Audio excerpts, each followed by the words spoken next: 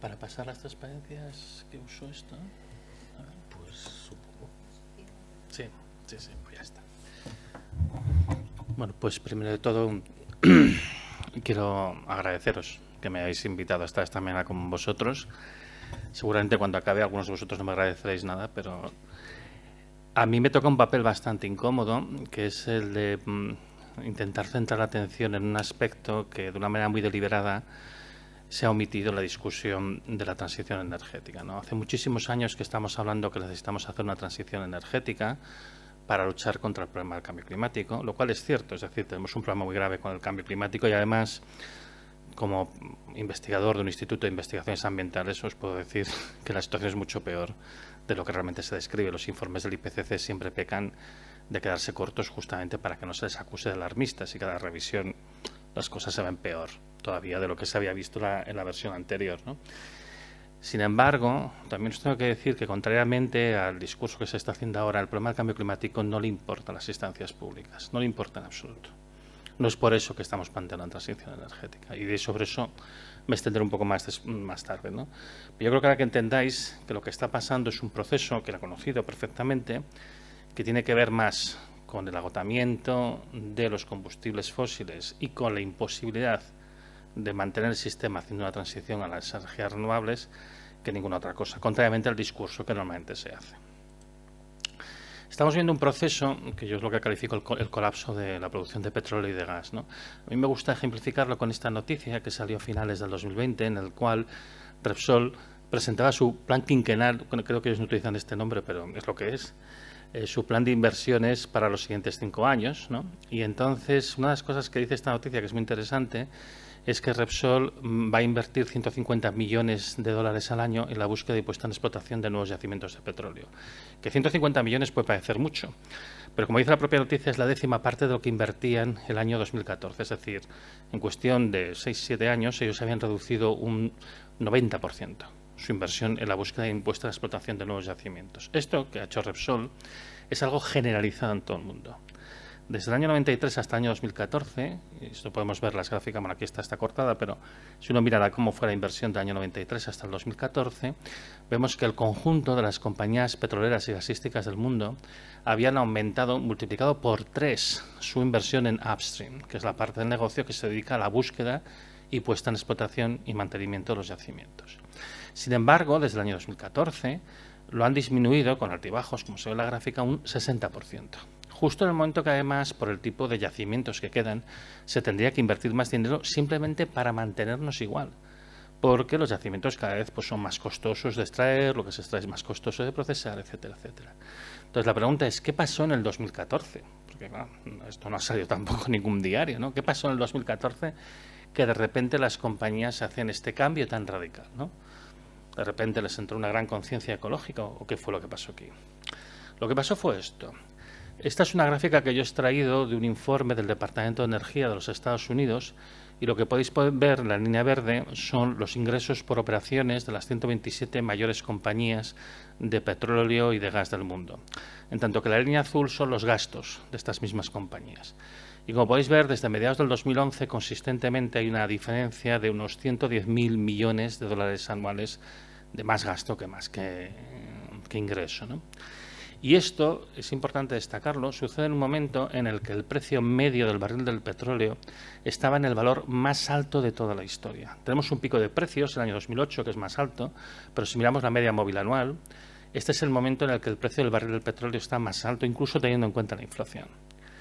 El precio medio se sitúa alrededor de los 110 dólares por barril durante todo este periodo. Y una cosa muy interesante también es que en este periodo además se hace un gran esfuerzo para que el barril no pase de los 120 dólares. Esto tampoco es una coincidencia. En aquella época el profesor James Hamilton, profesor de Economía de la Universidad de California en San Diego, ya había comparecido en el Congreso de los Estados Unidos explicando cómo la transmisión de los costes de la energía a la sociedad implica que se produce una recesión siempre que la energía se vuelve demasiado cara, porque la economía simplemente no se lo puede permitir. Y ya había calculado cuál era el umbral para el precio máximo del barril, que en aquella época eran 120 dólares. Con lo cual no es ninguna coincidencia que cada vez que el precio del barril estaba a punto de superar estos 120 dólares o lo superaba ligeramente, rápidamente se hacía un esfuerzo para rebajarlo. Con lo cual tenemos que estas 127 compañías más grandes del mundo, a los precios máximos que se puede tener el precio del barril de petróleo sin que la economía entre en recesión, estaban perdiendo dinero a manos llenas, a un ritmo, como he dicho, de 110.000 millones de dólares al año. Y es en ese momento que deciden, bueno, que no merece la pena seguir. Deciden que van a empezar a desinvertir. Deciden que no queda petróleo barato en el mundo, cosa de la cual se ha advertido repetidamente desde hace 50 años, que este momento iba a llegar más o menos en este momento. Yo llevo 12 años hablando de estas cosas y, por desgracia, pues todo ha ido siguiendo pues lo que estaba previsto, porque, como digo, hace muchas décadas que se sabía que iba a pasar, ¿no? Es muy divertido encontrarse ahora que las compañías petrolíferas, para justificar la más que evidente desinversión, dicen que es que, claro, es que es por las regulaciones verdes y demás. En el 2013, cuando empezaron a anunciar sus desinversiones, eran más honestos y reconocían que había un problema de rentabilidad, ¿no? Además, bueno, en realidad dicen esto de que desinvierten por el tema de regulaciones, los cambios que va a haber y demás, para no reconocer que sus activos realmente están devaluados, porque realmente lo que les queda pues no tiene tanta rentabilidad en el mundo en el que vamos. Esto, a su manera, lo ha recogido la Agencia Internacional de la Energía. La Agencia Internacional de la Energía es una agencia de la OCDE, de la Organización para la Cooperación del Desarrollo Económico, que engloba a los países más ricos del mundo, obviamente toda la Unión Europea, Estados Unidos, Japón, Australia, Canadá. Y ellos siempre, bueno, son muy discretos, son muy pacatos a la hora de reconocer los problemas que se plantean. Ellos, de hecho, cuando hacen sus escenarios de previsión de consumo de energía, toman los escenarios económicos de la OCDE e intentan ajustar la oferta en función de esos escenarios de demanda. Y claro, desde hace algunos años tienen problemas, porque no se ve que la oferta esté acompañando la demanda como, en principio, según sus principios económicos, debería de suceder. La primera vez que reflejan que hay un problema fue en el informe anual del año 2010, y aquí es la primera vez que observamos que se ha producido lo que se llama el peak oil, o máximo de producción de petróleo crudo convencional, ¿no? En esta gráfica que saca de ese informe, lo que es el petróleo crudo convencional son las tres franjas de color más o menos azul. La franja de color azul marino representa los campos que ya estaban en explotación en el año 2010, que, como podéis ver, decaen a un ritmo muy rápido, de un 5% anual, porque ya son campos muy maduros, son campos muy viejos. La franja de color azul grisáceo corresponde a los campos que ya se habían descubierto, ya se habían encontrado, pero aún no se habían puesto en explotación, y que daría esta cantidad de petróleo adicional. Y la franja de color azul celeste corresponde a los campos que, en ese periodo de 25 años donde ellos hacen su prospectiva, serán encontrados y serán puestos en producción. Bueno, para que esta franja tuviera ese tamaño, se hubiera necesitado que se hubieran encontrado yacimientos por valor de 4 veces lo que se llevaba encontrando los 20 años anteriores. Pensemos que en este momento en el mundo se consumen unos 36.500 millones de barriles al año, pero solamente se encuentran 5.000 cada año. O sea que hay un problema de desfase bastante grave, ¿no? Bien, y en todo caso, incluso con esta parte de pensamiento mágico, bueno, pues lo que vemos es que la producción de petróleo crudo tocó máximo en 70 millones de barriles diarios el año 2005, se mantuvo hasta el 2006 y a partir de aquí, bueno, bajaría un poquito y se quedaría los 69 millones de barriles diarios constantes hasta el 2035. Pero nos dicen, bueno, no os preocupéis porque tenemos otros líquidos, lo que empieza a llamarse líquidos no convencionales del petróleo o petróleos no convencionales, que pueden más o menos hacer las veces del petróleo y con esto podemos seguir creciendo hasta el infinito y más allá.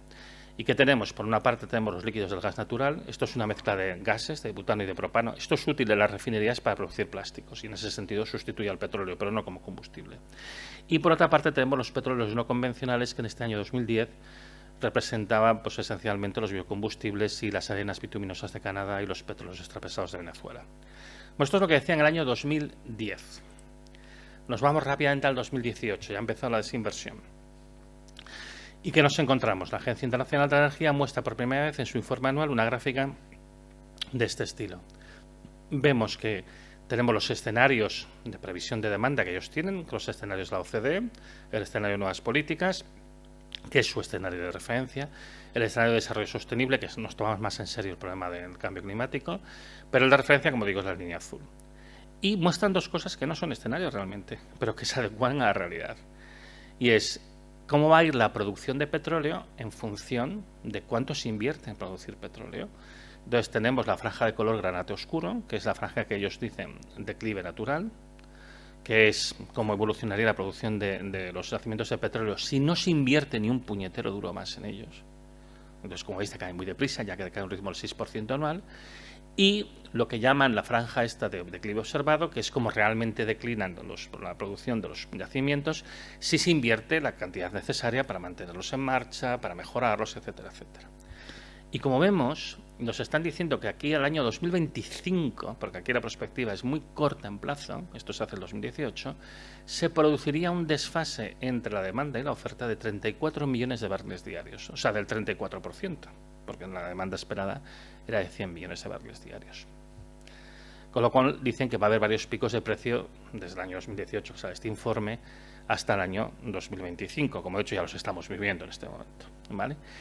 Yo creo que hay que intentar poner en contexto qué significa que haya una falta de oferta del 34%. Cuando fue la crisis del 2008, el consumo de petróleo cayó un 4%. Para que haya una caída semejante a un 34%, tenemos que ir a la Segunda Guerra Mundial, cuando la caída fue del 20%. Aquí estamos hablando del 34%. Estamos hablando de un auténtico desastre, sin paliativos.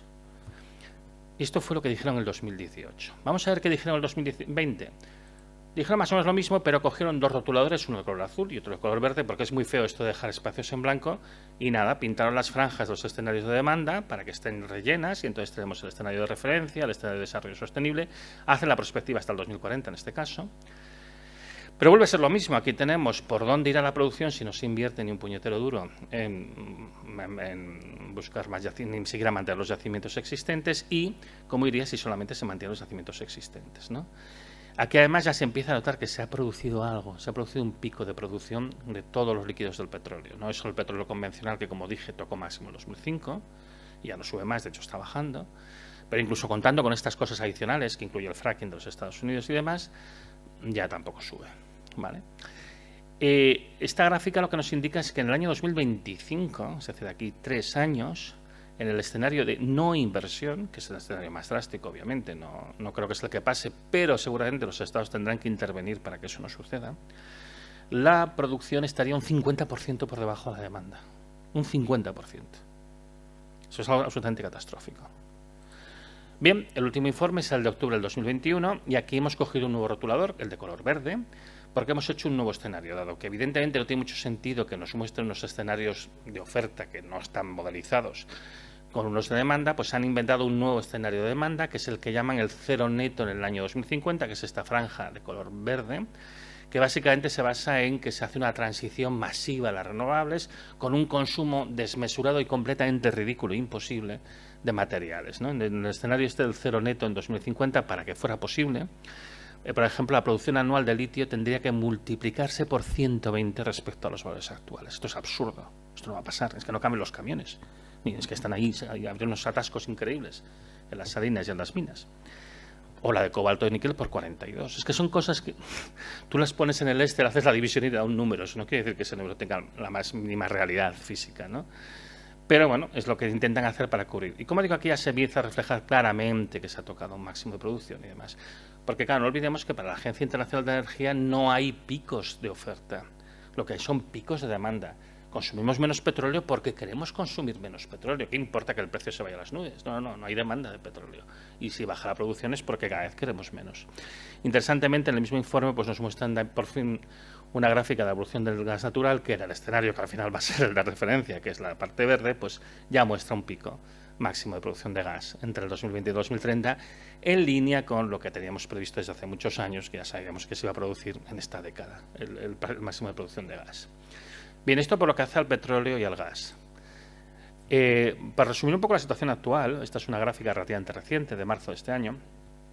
Esto es cómo ha evolucionado la producción de petróleo contando todo tipo de hidrocarburos líquidos, descontando los líquidos del gas natural, porque como digo, eso es una mezcla de butano y propano, fundamentalmente eso no se debe contabilizar, a veces se contabiliza, para que lleguemos a 100 es una cifra muy redonda, 100 millones de barriles diarios, contando con lo que realmente se puede quemar, con lo que realmente es combustible. El máximo de producción fue de 84,5 millones de barriles diarios en noviembre del 2018. Este es el máximo absoluto de la producción de petróleo, que no lo vamos a superar jamás. En el clima de desinversión actual es imposible, es decir, si no se está invirtiendo, pues esto no se va a poder revertir.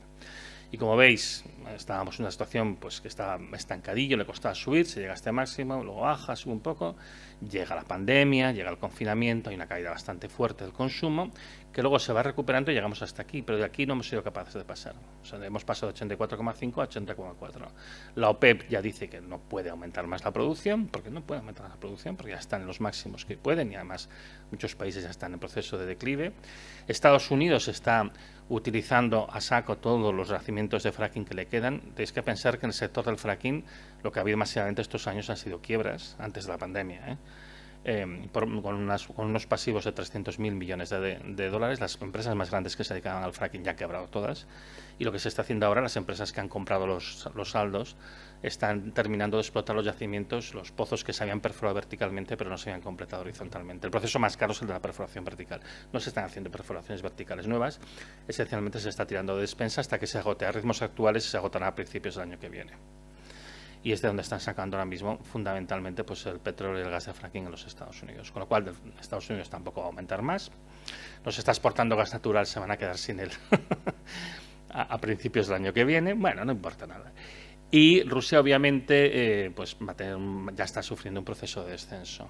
Y luego tenemos cositas que van pasando. Por ejemplo, Libia acaba de dejar de producir petróleo. Bueno, estas cosas que pasan en el mundo. En todo caso, únicamente deciros que en este momento la producción ya ha caído un 4% respecto a máximos, y lo más probable es que acabemos este año, bueno, 4 años, casi un 5%, y acabaremos este año seguramente pues con un 6-7% de caída, lo cual bueno, va a meter más estrés a todo lo demás. Pero es que el problema no solo es el petróleo y el gas, sino que el carbón, que es muy importante a nivel del mundo. Aquí no lo consumimos, pero consumimos muchos productos que vienen de China, y China el 65% de su electricidad la consigue a través del carbón. Pues con el carbón también hay algún problemilla que otro, ¿no? Esto que tenemos aquí es una gráfica extraída del informe anual de la Agencia Internacional de la Energía del año 2014, que es de los pocos en los que ves una perspectiva histórica de cómo es la producción de carbón y cómo pensaban ellos que iba a evolucionar. La curva de color azul más oscuro es la producción de las minas existentes, que como veis decaería rápidamente hasta el 2025 y luego caería muy rápidamente hasta el 2040. La curva de color marrón es lo que llaman los brownfield mines, que son los proyectos de extensión de las minas ya existentes, con lo cual compensan algo la caída, y la caída es un poco menos abrupta, pero igualmente es una caída muy fuerte. Y la única manera que habría de conseguir incrementar la producción de carbón mundial es a través de lo que llaman aquí greenfield mines, ¿no? Que como veis es lo que hace realmente compensa toda esta caída e incluso consigue subir un poco. Estas greenfield mines es lo que su nombre en inglés indica, son minas de campo verde. Vas allá y te encuentras un campo verde donde están pastando las cabras, porque no se ha abierto ni el primer agujero, pero ahí abajo, oye, hay mucho carbón, y cuando abras allí seguro que vas a sacar carbón, vamos por un tubo. También en mi pueblo esto lo llaman pensamiento mágico, ¿no? Que es decir, puede haber estudios, prospectivas que te indiquen que hay carbón, pero no sabes exactamente lo que hay hasta que realmente no empiezas a extraerlo, ¿no? Y bueno, pues aquí hay una dosis de optimismo hiriente, podríamos decir. De hecho, como esto es una gráfica del 2014, podemos ver lo que ha pasado. ¿Y qué ha pasado? Lo que ha pasado es esto. Estos son hasta el 2020 la producción, y lo que vemos es que la producción fue subiendo hasta el 2014, justamente cuando saca la gráfica anterior. Y a partir de aquí, pues, ¿qué pasa con la producción de carbón? Que comienza a oscilar. Comienza este fenómeno de oscilación, de meseta ondulante, que es típico en una materia prima cuando está llegando a máximos. O sea, produciendo un efecto de mosca que choca contra el cristal, pas. Y entonces ahora mismo el máximo de absoluto de producción de carbón se produjo en el año 2019, y cada vez es más difícil que se pueda rebasar. Geológicamente se puede rebasar, pero bueno, hay otros factores que influyen por lo cual no vamos a superar esos valores. Y si más la situación con el carbón, pues mucho peor es con el uranio, ¿no? Hablamos mucho del nacimiento nuclear, yo no sé con qué uranio, sinceramente. Esta es la previsión que hacía el año 2014 la Agencia Internacional de la Energía, porque no suele publicar en sus informes, curiosamente, ¿no? Supongo que por lo que se ve aquí clarísimamente. Las proyecciones, las perspectivas para la producción de uranio. Esto está hecho con datos de la Asociación Nuclear Internacional. Y la perspectiva era que, bueno, que la producción de las minas existentes decaería bastante deprisa desde el 2014 en adelante. La franja de color verde corresponde a lo que se llama los recursos secundarios, que básicamente es el uranio que se extrajo con anterioridad en las décadas anteriores. Mayoritariamente está en forma de bombas atómicas. Se desmantelan bombas atómicas para alimentar centrales nucleares. El 20% del combustible nuclear viene de bombas atómicas. Bueno, eso está bien, por lo menos es una manera de quitarse las bombas atómicas de encima. Y esta franja de color naranja es lo que se llama la producción de las minas identificadas. Esto es como las greenfield mines de antes. Son sitios donde no se ha hecho ni el primer agujero. Y gracias a este pensamiento mágico, que es lo que corresponde a esta franja de aquí, la producción de uranio podría seguir subiendo hasta el 2025, y a partir de aquí pues empezaría un proceso de caída. Mientras que la demanda mundial seguiría esta curva de color morado, y a partir del 2025, pues la curva morada va por aquí, la curva amarilla va por abajo, y entre medias coges un rotulador de color rojo, haces unas rayitas y le pones supply gap, que en inglés queda muy bien, que en castellano quiere decir pues faltante de suministro. Pero no pasa nada, o sea, no vamos a cambiar el modelo de demanda, o sea, hay un faltante de suministro, ya veremos dónde sale, ¿no? Esto es lo que decía en el año 2014. También han pasado unos años y podemos ver qué ha pasado, ¿no? Ha seguido subiendo la producción de uranio gracias a estas minas no identificadas y demás. Pues no, la producción de uranio pues ha empezado a oscilar, como típico cuando estás llegando al máximo. Tocó máximo el año 2016 y desde entonces ha bajado. Y ha bajado un 20%. Y la previsión además es que baje mucho más.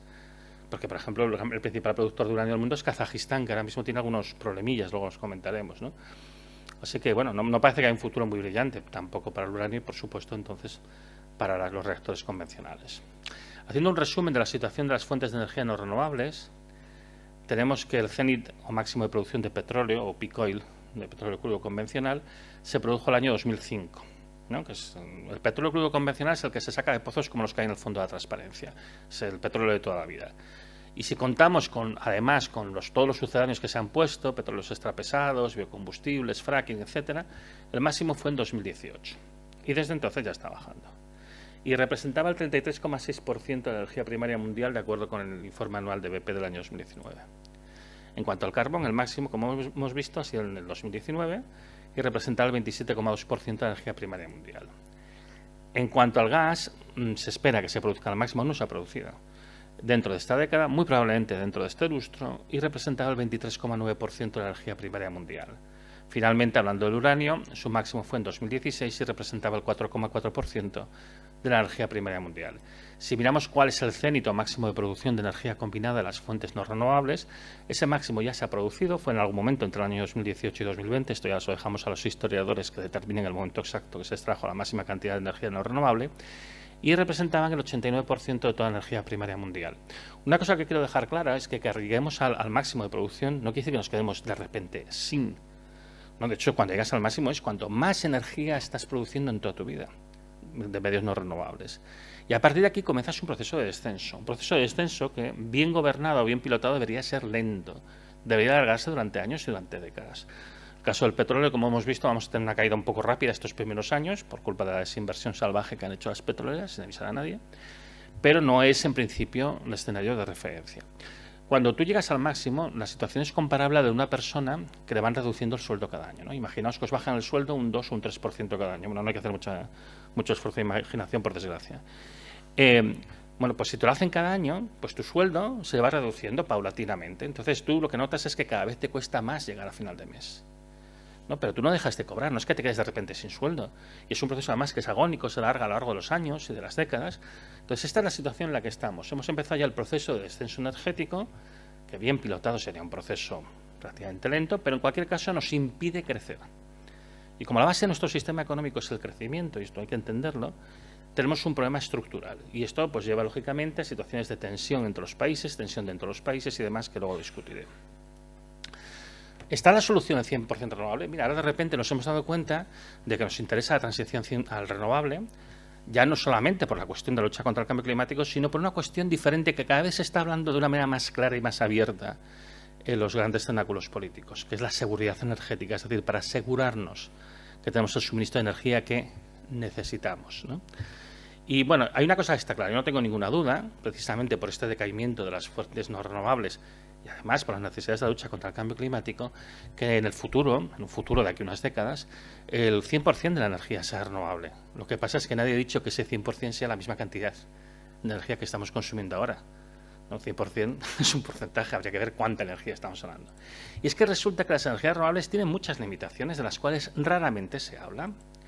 Hay una cantidad máxima de energía que se puede producir con ellas, dependen de materiales escasos, dependen de los combustibles fósiles y además hay una dificultad extra que se solventa como si esto ya estuviera resuelto técnicamente y nada más lejos de la verdad, que están orientadas a la producción de electricidad.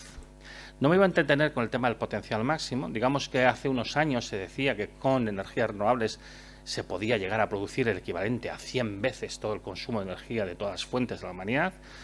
Pues esto era una exageración. Hoy en día se acepta que se puede llegar a producir como máximo hasta 4 veces lo que consume la humanidad. Sigue siendo mucho, ¿no? Pero ya no es esa cantidad ilimitada, más que nada porque si llegaras a esos otros valores perturbarías el sistema climático terrestre de tal manera que sería mucho peor que el cambio climático. Aparte que además sería imposible, ¿no? Comienzas a desviar la circulación general de la atmósfera, entonces ya no pasa el viento por tus molinos y cosas así, ¿no?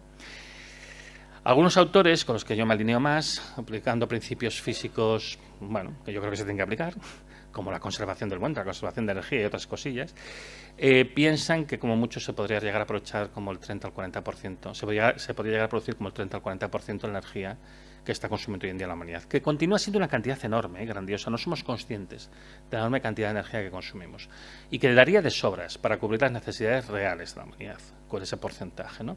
En todo caso, es una cuestión abierta a día de hoy, científicamente es controvertida. Están, digamos, estos dos extremos, 4 veces más, un 40%, pero en cualquier caso no es una cantidad infinita. Es una cantidad que nos obligaría eventualmente en un momento dado a estacionar, a que nuestra economía se vuelva estacionaria y deje de ser inflacionaria y creciente como son las economías capitalistas.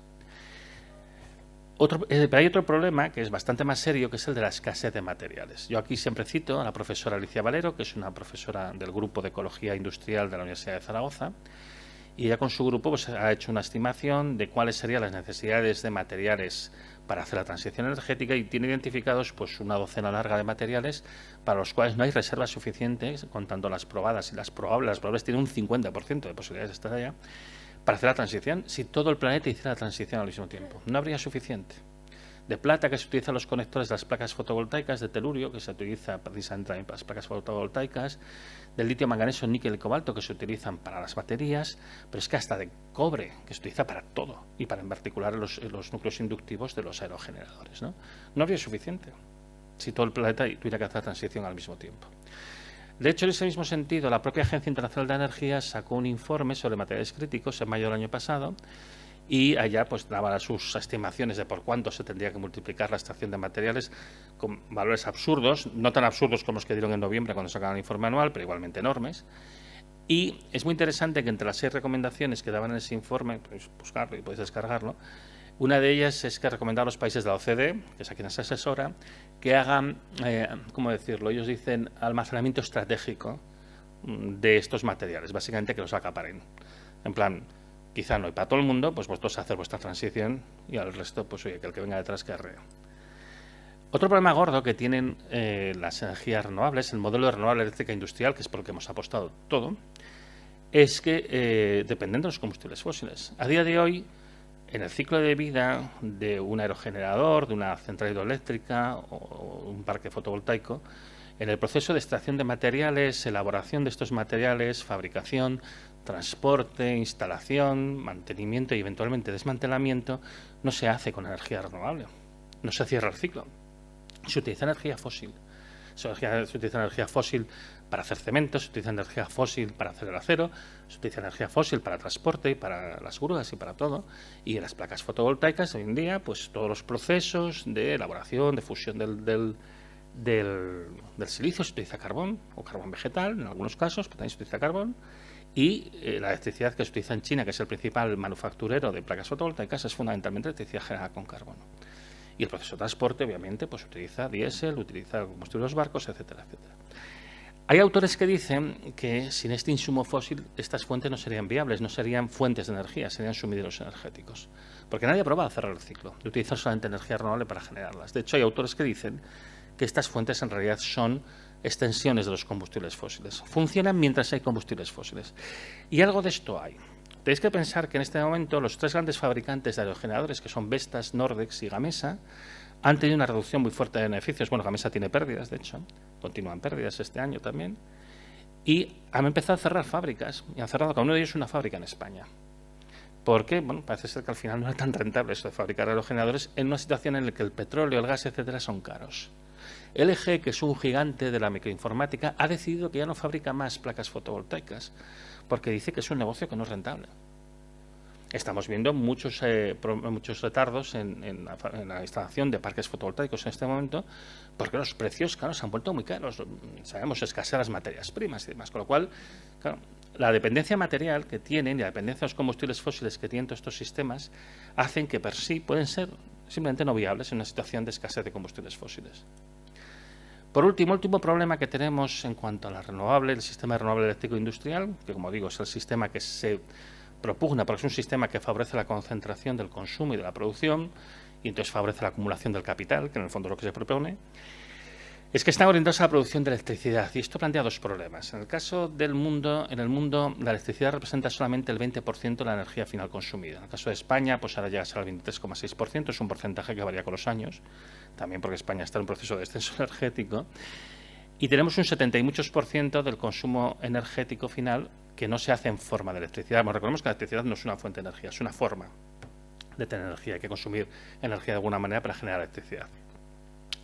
Como digo, hay un 70 y muchos % en el caso de España, semejante a lo que pasa en el resto de los países industrializados, que no es eléctrico, y una buena parte de este es de difícil o incluso imposible electrificación. Estamos dando por hecho que vamos a producir electricidad y con esto vamos a sustituir todos los usos de la energía, pero es que es directamente mentira. Es que es muy difícil, ¿vale? Y ahora hablaré un poquito de qué es lo que se propone hacer. Por otra parte, el mercado eléctrico en España está saturado. Ahora mismo tenemos 116 gigavatios de potencia instalada. El consumo máximo ha habido jamás fue en julio del año 2008, con 45 gigavatios, que no se repitió en diciembre. Y en aquella época se consumían 32 gigavatios de potencia media, ¿no? Actualmente, porque esto ha sido cayendo, veis que es una tendencia que está cayendo desde el 2008, ¿no? Aquí tenemos la pandemia, es este pequeño valle de aquí, pero hay una tendencia clarísima a caer, ¿no? Y ahora ya estamos en los 28 gigavatios, ni siquiera 30, estamos en los 28 gigavatios. Esto está cayendo y continúa cayendo. El consumo de electricidad en España no remonta. Y pasa algo semejante en todos los países occidentales. En muchos está estancado y en algunos pasa como en España, que va descendiendo. Entonces, ¿vamos a instalar mucha más potencia eléctrica? ¿Para qué? Si no estamos consumiendo esto. Entonces, ¿cuál es la salida que se le pretende dar a esto? Por una parte, el coche eléctrico, pero el coche eléctrico, pues, sabemos que hay muchas limitaciones. Esto daría para una discusión muy larga en sí mismo. Tiene problemas, entre otras cosas, de la cantidad de materiales que requiere, de nuevo materiales que son escasos y demás, y muchos otros problemas asociados a la extensión de la red. Y si no, la otra alternativa es el hidrógeno. Sobre el hidrógeno comentaré un poquito más adelante, ¿vale? Bueno, comento más adelante, no, ahora mismo. La pregunta es, en cuanto al hidrógeno verde, que es el hidrógeno producido por electrólisis del agua utilizando electricidad renovable, este es el gran futuro, ¿no? Es el gran futuro de la energía, ¿no? Bueno, recordamos primero en todo caso que el hidrógeno verde no es una fuente de energía, necesitas consumir energía para producirlo, ¿vale? En un proceso que es extraordinariamente ineficiente. El rendimiento en plantas de electrólisis comerciales está alrededor del 50% cuando uno tiene en cuenta todos los insumos energéticos. Es muy típico decir, no, el rendimiento es del 70-80%, porque solo contabiliza la electricidad. Pero lo que no te explican es que el agua hay que calentarla primero a 80 grados y eso consume energía también. Cuando cuentas todo el consumo energético, las pérdidas pues están alrededor del 50%. Las mejores plantas del mundo comerciales se sitúan alrededor del 53% de eficiencia. El problema es que si además este hidrógeno lo quieres utilizar en maquinaria pesada, las pérdidas llegan hasta el 90%. Porque resulta que en una maquinaria pesada la densidad del hidrógeno a presión ambiental es un tercio de la densidad energética del gas natural, con lo cual tienes que meterlo a presión para poder tener un depósito con que tenga algo de energía, porque claro, si no, mal. Entonces, si estamos hablando de maquinaria pesada, es diferente a los coches, pero en maquinaria pesada las presiones que se están barajando son de 700 atmósferas. 700 atmósferas es la presión que hay en el mar a 7.000 metros de profundidad. Son unas presiones enormes. Cuando tú comprimes el gas, gastas energía. Además, como se calienta, antes tienes que rebajar su temperatura a 40 grados bajo cero, se gasta energía. Luego tiene que ir a una célula de combustible, las más eficientes utilizan platino, material escaso, y tienen eficiencias tan solo del 50%, produciendo electricidad que va a una batería que después mueve un motor eléctrico. Bueno, fantástico todo. Las pérdidas, como digo, rondan el 90%, y esto, bueno, sin hablar de las pérdidas por difusión intersticial, porque la molécula es muy pequeña, en fin, bueno, todo este tipo de cosas. Hagamos unas cuentas sencillas, aproximadas. Digamos que en España la electricidad sea aproximadamente, es un poco menos, pero bueno, el 25% de la energía final, y eso serían unos 30 gigavatios de potencia media equivalente a nuestro consumo energético.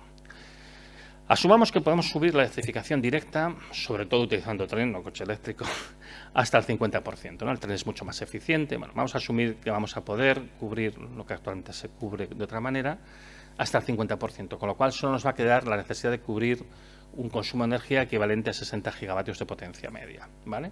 Y que todo esto lo vamos a cubrir con hidrógeno verde. Si asumimos una eficiencia en todo el proceso de uso del hidrógeno del 25%, que yo creo que es generoso, necesitaríamos unos 240 gigavatios de nueva generación renovable, de generación neta, asumiendo un factor de planta del 20%, cosa que es también poco verosímil, porque los mejores sitios para producción renovable ya están ocupados y lo que va quedando son sitios peores, con lo cual el rendimiento es peor. El factor de planta básicamente es el porcentaje de la energía que se produce respecto al máximo teórico que se podría producir. Viene a ser un poco como las horas al año que funciona, ¿no? Asumiendo un factor de planta generoso del 20%, pues necesitaríamos instalar una potencia de 1.200 gigavatios de potencia instalada nueva. Eso es como 10 veces toda la potencia que hay instalada en España actualmente. Con el consumo de materiales que implican, con el consumo, la ocupación de territorio, etcétera, etcétera. Parece bastante poco verosímil, ¿no? En cuanto al consumo de agua, en eso la situación es algo mejor, ¿no? Porque el hidrógeno tiene mucha densidad energética por peso, con lo cual, cuando uno convierte estas necesidades de uso de hidrógeno a cuánta agua se consumiría una cantidad que no es despreciable, sería el equivalente a 9 metros cúbicos por segundo, pero bueno, esto, si lo comparas, por ejemplo, con otros usos industriales que hay en España, no es un consumo desmesurado.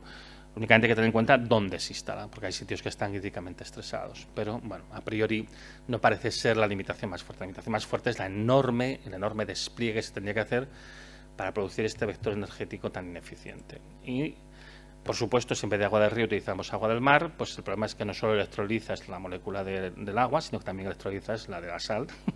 Y entonces emites cloro, que es un gas venenoso, y sosa cáustica, aunque todas estas dos cosas tienen usos industriales. A mí lo que más me preocupa de todo el tema del hidrógeno es que en el fondo no deja de ser un vector de colonialismo energético. Ya explicaré por qué. Si uno mira la Estrategia Europea del Hidrógeno, que es un documento de la Comisión Europea que cualquiera puede consultar, está en la red, allá se reconoce que Europa no puede autoabastecerse de hidrógeno verde. Europa no tiene medios renovables para producir suficiente hidrógeno verde para sus usos, y España tampoco. Por ese mismo motivo, Alemania ha firmado muchos acuerdos comerciales con otros países para que produzcan y le exporten hacia Alemania hidrógeno verde. Por ejemplo, pues con Ucrania, que ahora está en guerra, claro, eso ya queda un poco papel mojado, con Namibia, con Marruecos, con Chile, con el Congo. En el Congo pretenden poner una planta enorme al lado de una gran presa hidroeléctrica de 3,5 gigavatios. Y la idea que hay de momento es que, bueno, mientras todo eso va llegando, ¿no? Que la idea es transportarlo con tren de hidrógeno, muy ineficiente, pero es que el hidrógeno tiene que viajar rápidamente porque se escapa rápidamente de los depósitos, una molécula muy pequeña. Es que los países del sur de Europa exportemos hidrógeno hacia el norte de Europa. Esto se ha dicho repetidas veces, más en los últimos días. Y además que vamos a utilizar los gasoductos para exportar hidrógeno, cuando no podemos producir hidrógeno para autoabastecernos a nosotros. Entonces la idea es que nosotros, bueno, pues seamos un poco las colonias energéticas del norte de Europa. No tenemos suficiente para nosotros, pero lo que produzcamos vamos a ponerlo en un mercado común, vamos a exportar, para que Alemania pueda seguir manteniendo su núcleo geográfico. Hay que entender que con este modelo no vamos a poder conseguir mantener una industrialización homogénea en toda la Unión Europea. Pues es un modelo muy ineficiente, se pierde muchísima energía. Y esto le da una perspectiva bastante diferente pues, a estos fondos Next Generation EU, para el tema de la instalación de tantos sistemas renovables, el MidCat, ¿no? El gasoducto que nos tiene que acabar de conectar con Francia por el lado de Cataluña, etcétera, etcétera. Ahí esto tenía que haberlo quitado, pero lo quité. Hablemos de qué es lo que está pasando ahora mismo, ¿no? Porque hemos hecho un poco el cuadro general, pero es que en los últimos meses están pasando muchas cosas muy deprisa y no nos estamos dando cuenta. En primer lugar, se está produciendo un colapso de la producción de diésel. Esto no acaba de empezar. Esto es una cosa de la que yo llevo hablando desde el año 2012, porque se veía venir. Porque el problema que hay es que la composición química del petróleo crudo convencional, ese que tocó máximo en 2005, es muy diferente a la de los otros combustibles que hemos ido poniendo allá de modo en ganga, de sustitución, ¿no? Estos sucedáneos que hemos puesto. Nos hemos encontrado que la producción mundial de diésel tocó máximo en el año 2015, se ha mantenido con altibajos, este típico fenómeno de oscilación, hasta el 2018, y a partir de aquí ha comenzado a caer. Y en este momento ha caído ya un 15%. Desde el 2018, esto no acaba de pasar, ¿eh? Desde el mismo año que la producción de petróleo toca máximo, y que desde entonces habíamos caído como un 4%, el diésel ha caído un 15%. En parte porque las compañías petroleras tampoco invierten en las refinerías, porque saben que no las van a rentabilizar. Son inversiones milmillonarias y no las quieren hacer, y no las hacen. Y ahora mismo en el mundo está faltando diésel. Esta falta de diésel está llevando a que falta de todo, porque el diésel se utiliza en las minas, se utiliza en el transporte, se utiliza en muchas cosas. Tenemos luego el problema del gas en Europa. Tanto Rusia como Argelia ya han llegado a sus máximos de producción de gas, mientras su consumo interno aumenta. Estas son las curvas, lo que hay a la izquierda, la curva azul, es la producción de gas natural de Rusia, la curva roja es su consumo y la diferencia entre las dos es la curva verde. Y como podemos ver, pues la producción de gas de Rusia lleva muchos años oscilando, pero bastante estancada. Las exportaciones tuvieron un pequeño aumento en los últimos años, pero todo esto se ha ido hacia China, porque esto es de los campos de la Siberia Oriental. Pero la situación de Argelia es mucho peor, porque en Argelia lleva estancado desde los años 2000, pero es que desde los años 2010 su consumo ha aumentado mucho y sus exportaciones han caído en picada. Argelia ha pasado de exportar 57.000 millones de metros cúbicos al año a exportar 39.000, que es lo que está exportando ahora. Con lo cual Argelia tiene problemas para mantener sus exportaciones, con lo cual de repente pues un día le corta el gas a Argelia y ahora bueno pues tenemos los problemas que tenemos con nosotros también gracias a la poca habilidad para gestionar la situación política. Pero bueno, en cualquier caso hay que entender que como estos son los dos países que nos pueden suministrar más gas por vía terrestre, el problema de escasez de gas en Europa ha venido para quedarse. Con la guerra de Ucrania, que es un fenómeno de los últimos meses, desde el 24 de febrero del año actual, lo que de repente la Unión Europea se ha dado cuenta de su fuerte dependencia energética de Rusia, ¿no? Al principio de la guerra, pues Europa, el 45% de sus importaciones de gas venían de Rusia, el 30% de las de petróleo o el 45% de las de carbón. Bueno, esto de repente, lo saben desde hace mucho tiempo, en el año 2014, la Unión Europea dijo, tenemos un fuerte problema de dependencia de gas, ¿vale? Y hay que reducir las importaciones de gas de Europa, ¿vale? Sí, se toman muchas medidas. Y entonces la dependencia de gas que había en Europa era del 40%. Y entonces 8 años después y todas las medidas tomadas ahora es del 45%. Clap, clap. Así como el problema del carbón y el petróleo se pueden soslayar más o menos, podemos buscar otros proveedores más lejanos que los traigan más caro, ¿no? Aunque estos proveedores parece que empiezan a tener también algunos problemillas. El caso del gas, la dependencia del gas ruso es completamente inviable. Para que nos hagamos es inevitable. Para que hagamos una idea, Europa estaba exportando 175.000 millones de metros cúbicos al año hacia Europa. Estados Unidos por barco puede exportar solamente 50.000, aproximadamente lo mismo que Qatar. No hay manera de compensar eso, no hay manera. O sea, Europa, si no depende del gas ruso, pues básicamente va a colapsar el consumo de gas y el de energía.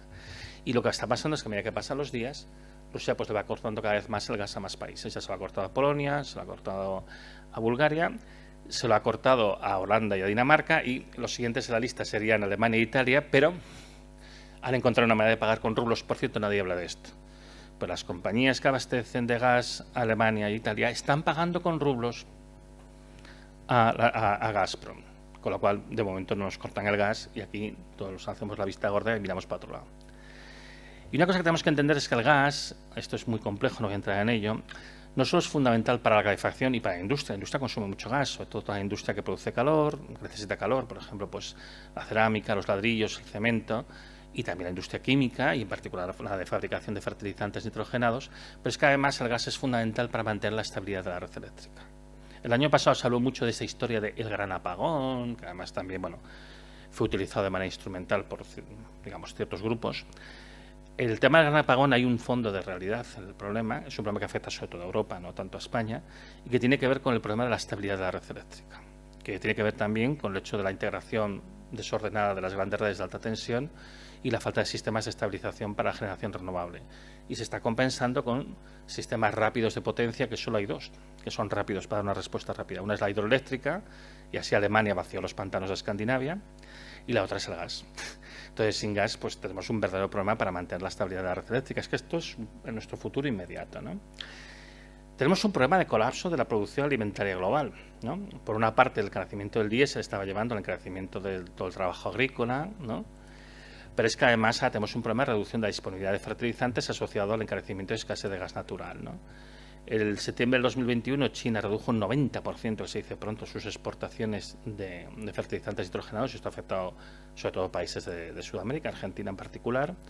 Aquí se han cerrado varias plantas en Europa, en España 2, de Fertiberia, durante algunas semanas, porque no podían hacer frente a los precios del gas. Luego han abierto a medio gas, nunca mejor dicho, y con precios más altos y contratos garantizados con sus suministradores.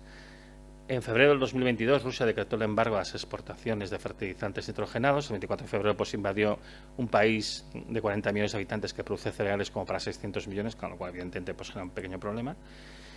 En Argentina, en abril, han tenido problemas para hacer la cosecha, no tenían suficiente diésel. Argentina está en un problema de racionamiento masivo de combustibles y al final han conseguido acabar la cosecha comprando diésel a precio de oro a otros países, pero claro, eso va a repercutir en que el precio de la cosecha va a ser más caro. Y ahora estamos en una situación de un fuerte proteccionismo nacional de las exportaciones de alimentos. En este momento han detenido sus exportaciones de trigo Rusia, Bielorrusia, Ucrania, por razones obvias, Kazajistán y la India. Malasia ha suspendido sus exportaciones de pollo, Indonesia ha suspendido sus exportaciones de aceite de palma, que aquí, bueno, sabemos que esto va en porquerías como la Nutella y no nos importa mucho, pero tenemos que pensar que el aceite de palma de Indonesia representa el 30% de los aceites vegetales que consume la humanidad, sobre todo en el sudeste asiático. Esto es un problema gravísimo. Bueno. La FAO hablaba en octubre del año pasado de que íbamos a una situación de crisis alimentaria por los altos precios de los alimentos. El Banco Mundial, hace cosa más de un mes, hablaba ya de catástrofe humanitaria, que va a afectar al 40% de la población mundial antes del mes de octubre de este año. Esta es la situación en la que estamos ahora mismo.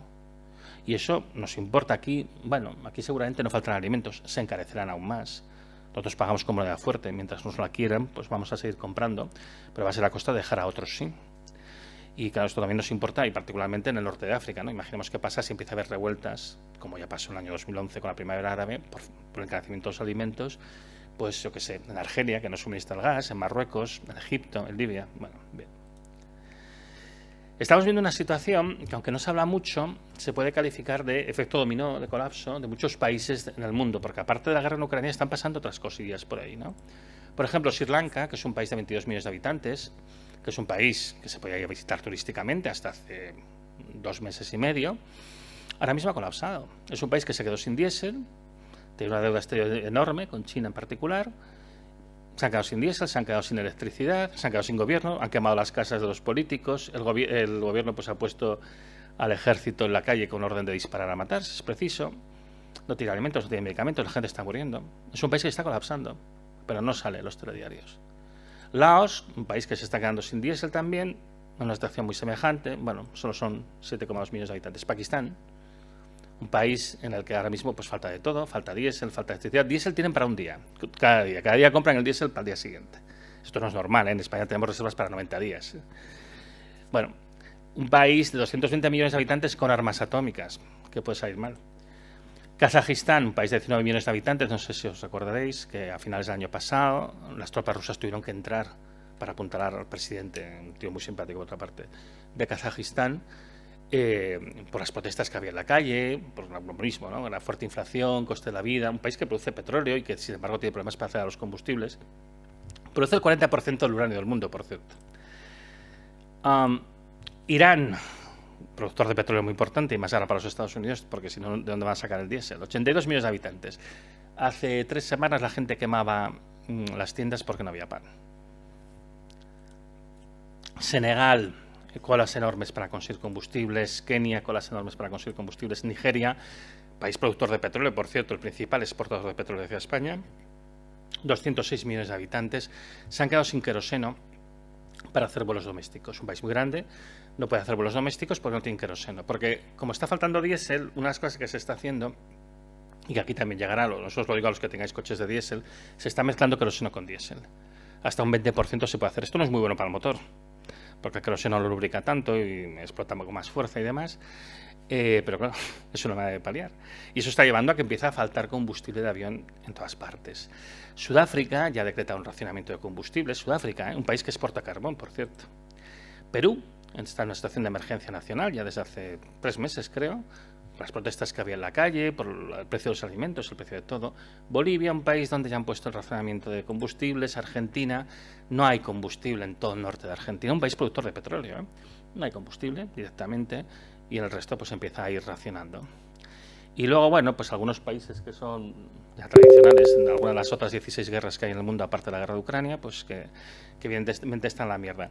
Y algunos que van saliendo, según van pasando los días, ¿no? Por ejemplo, Chad ha decretado una situación de emergencia alimentaria, ha pedido ayuda a los países del primer mundo para que envíen alimentos, porque dice que no puede alimentar a su población, ¿no? Tendría que hacer la lista más larga, pero es que ya me da hasta pereza y cosa. Y bueno, también hay para nosotros, no nos penséis. A ver, Hungría, por ejemplo, pues eso, ya ha tenido que empezar a racionar los combustibles, pero es que en el Reino Unido también.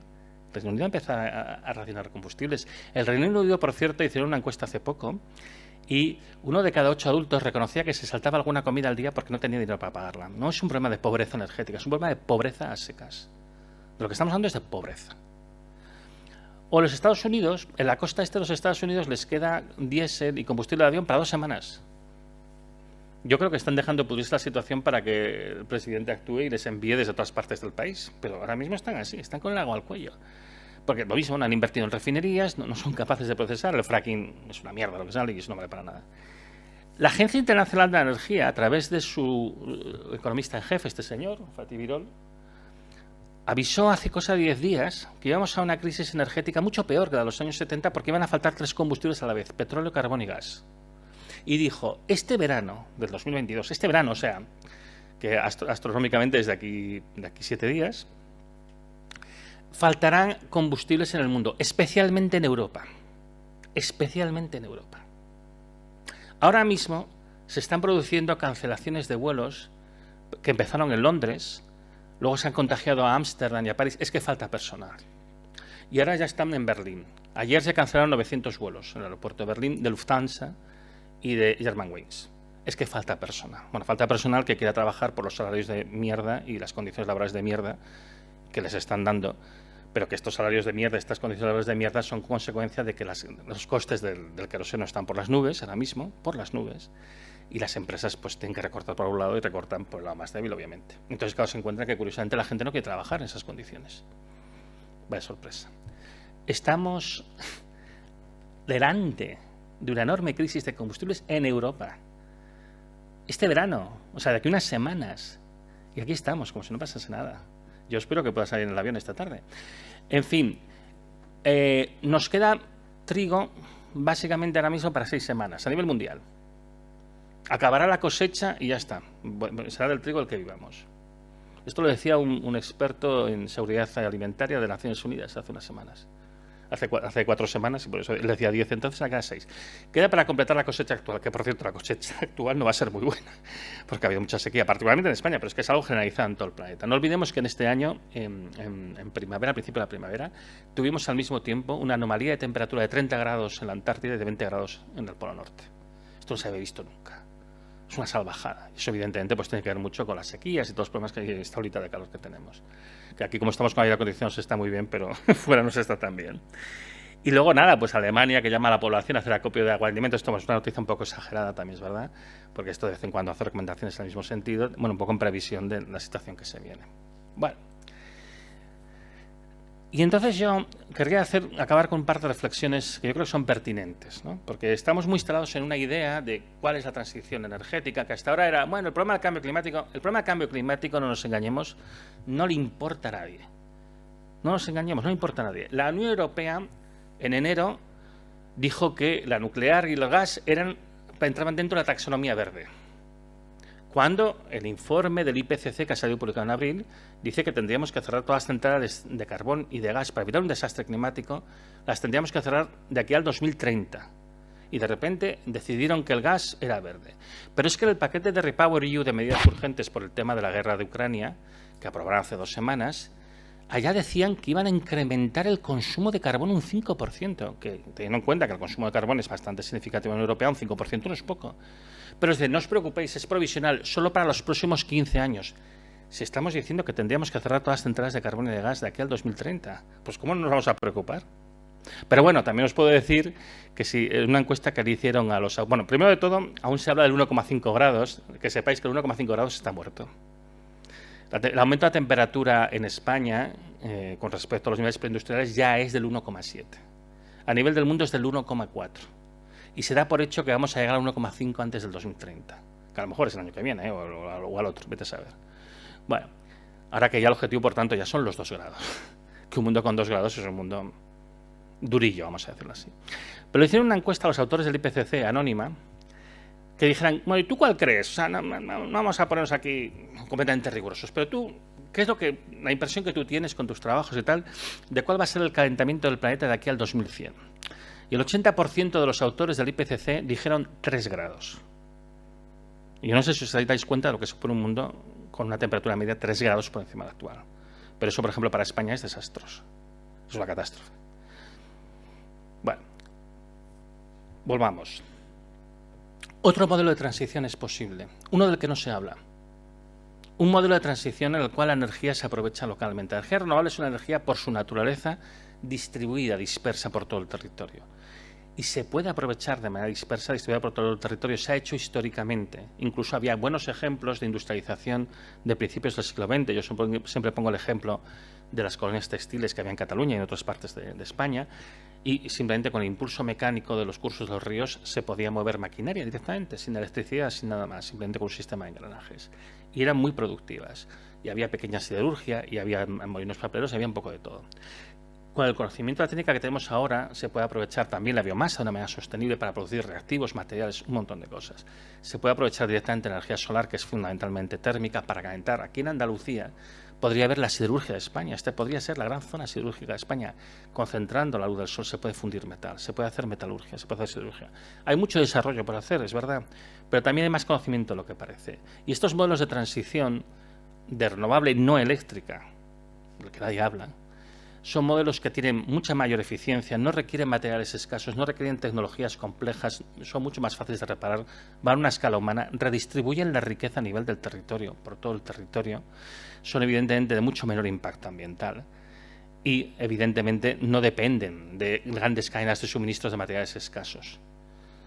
Es de hecho un modelo mucho más cercano a lo que realmente necesitaríamos, pero no permiten la concentración del consumo y la producción, no permiten la concentración del capital. Y además se tiene que adaptar a los ciclos de la naturaleza, a los flujos de la naturaleza, con lo cual, digamos que desde el punto de vista del capitalismo no mola. Otra sociedad es posible. España podría producir cereales de sobra para alimentar a su población y a su ganado. Claro, no puede mantener un montón de macrogranjas dedicadas a la exportación, que es lo que nos obliga a importar grano y girasol de Ucrania. Pero para mantenerse a sí misma puede producir y de sobra. Hay diversos estudios, porque yo no conozco todavía ningún estudio científico que me muestre que hay una fuente de energía mágica que puede mantener todo el tinglado tal cual está. Pero sí que he visto ya unos cuantos estudios científicos que muestran que podemos mantener el nivel de vida que tenemos aquí, en España, hoy en día, consumiendo la 10ª parte de la energía y de los materiales que estamos consumiendo ahora mismo. Y además es un modelo que se podría generalizar para todo el planeta. Con un estilo de vida diferente y evidentemente cambiando el modelo de consumo y al final el modelo económico.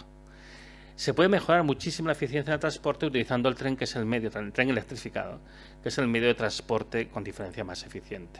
Se puede fabricar una electrónica virtualmente eterna. Yo trabajo mucho con la Agencia Espacial Europea. Las cosas que se ponen en el espacio se construyen, aparte que se protegen, porque el espacio es un medio muy agresivo. Y cuando hablan de ir a colonizar otros planetas, no son conscientes de cómo de fuertes son las radiaciones una vez escapas de la atmósfera terrestre.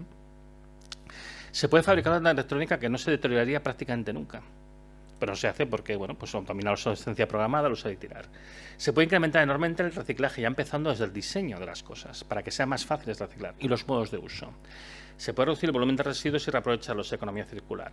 Se puede contener el problema poblacional, porque también hay un problema poblacional, sobre todo a través de la educación y haciendo una cosa muy básica que igualmente es de justicia, que es empoderando a las mujeres. Hay muchos estudios sociológicos que muestran mucho.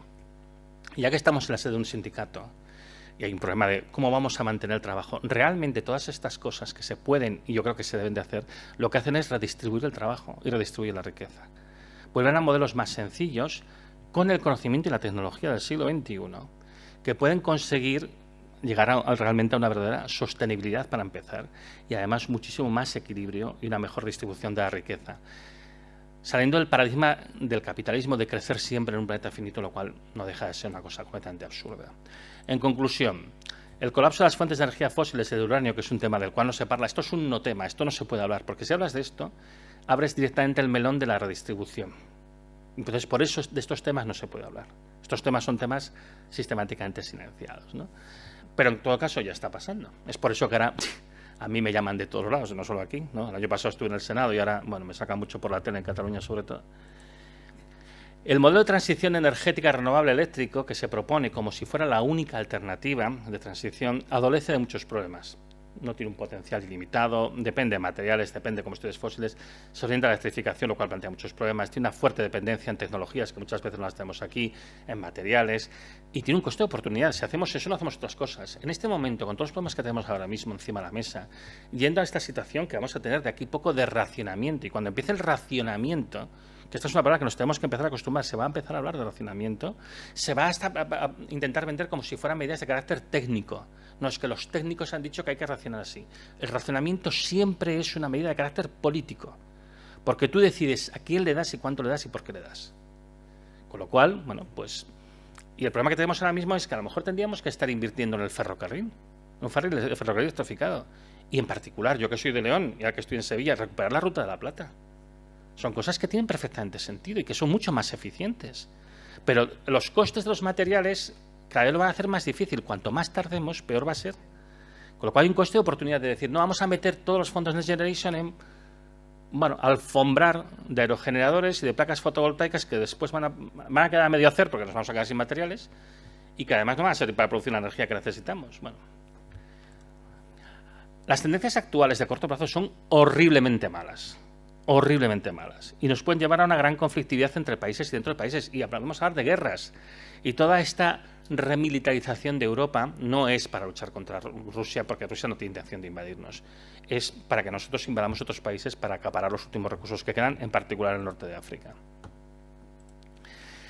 Pero hay que recordar que este modelo de transición no es el único concebible. Se vende como si fuera el único, pero hay que abrir la discusión y empezar a discutir otros modelos. Desde el punto de vista técnico, se tiene que fomentar la renovable no eléctrica. La renovable eléctrica está bien, algo de electricidad se tiene que producir, pero no hay que poner énfasis solamente en eso. Y desde el punto de vista social es imprescindible abandonar esta idea absolutamente suicida y ecocida del crecentismo, esta idea de que podemos crecer infinitamente en un planeta finito, qué cosa más absurda. Yo cuando mi hijo pequeño tenía 6 años le dije eso de que no se puede crecer siempre en un planeta finito y él lo entendió a la primera. Yo no entiendo por qué un señor con corbata y traje no lo entiende. Parece que es una cosa como muy básica, ¿no? Pero pues esto es lo que domina el pensamiento económico y las políticas que se hacen hoy en día. Hay que abandonar el crecentismo. Mirad, a lo largo de la historia sabemos de 26 civilizaciones antes de la nuestra que han colapsado. Todas las civilizaciones que colapsan lo hacen siempre como un daño autoinfligido. La sociedad decide colapsar, consciente o inconscientemente. Y eso es así porque apuestan por una idea completamente absurda que es la que les lleva al colapso. Y en nuestro caso, esta idea es de que podemos mantener un sistema económico orientado al crecimiento infinito en un planeta finito. Esa es la idea que nos va a llevar al colapso. Vamos a hacer crecer el PIB, porque además así se genera empleo. Pues tendremos que pensar cómo generamos empleo sin hacer crecer el PIB, porque lo de hacer crecer el PIB siempre es imposible, es una cosa absurda. Entonces, replanteemos los objetivos de la sociedad. Los colapsos, por otra parte, siempre son reversibles. Conocemos casos de sociedades que detectaron que estaban colapsando y fueron capaces de impedirlo y de revertirlo. Y esa es la zona en la que tenemos que trabajar. Para mí esto evidentemente es una apuesta clara por el decrecimiento, un decrecimiento en el sentido, vamos a decrecer nuestro metabolismo, no vamos a consumir tantos materiales y tanta energía, vamos a adaptarnos a los límites biofísicos que nos marca el planeta y vamos a encontrar la verdadera sostenibilidad. Al mismo tiempo, redistribuyendo el trabajo, redistribuyendo la riqueza. Y eso en buena medida pasa por la relocalización. Y ya está, ya por hoy ya os he metido bastante chapa.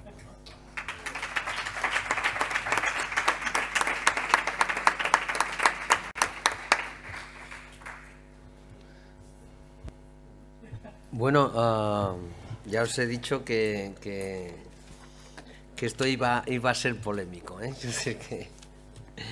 Así es que si os animáis, tenemos un ratito que podríamos dar alguna palabra para que planteéis alguna cuestión o queréis hacer algún comentario. Venga, pues yo voy a ir tomando nota, ¿eh? Venga, tú. Ah, bueno, han empezado por allí, pues después vas tú. Hola. Sí, hola. Gracias por tu intervención. Estoy acojonado. Pero me hubiera gustado que hubieras explicado más las alternativas. Porque, vamos, yo me lo veo que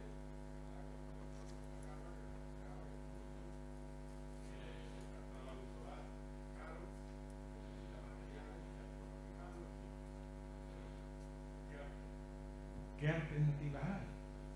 Las alternativas no las han especificado bien para hacerlas, claro, esas alternativas pasan por colapsar el sistema actual económico, es decir, que no sean 2 compañías o 4 que se sientan en la mesa gamilla a decidir el precio de las cosas, sino que seamos los ciudadanos los que nos fabriquen esas alternativas. Me gustaría que puede ser que Mm.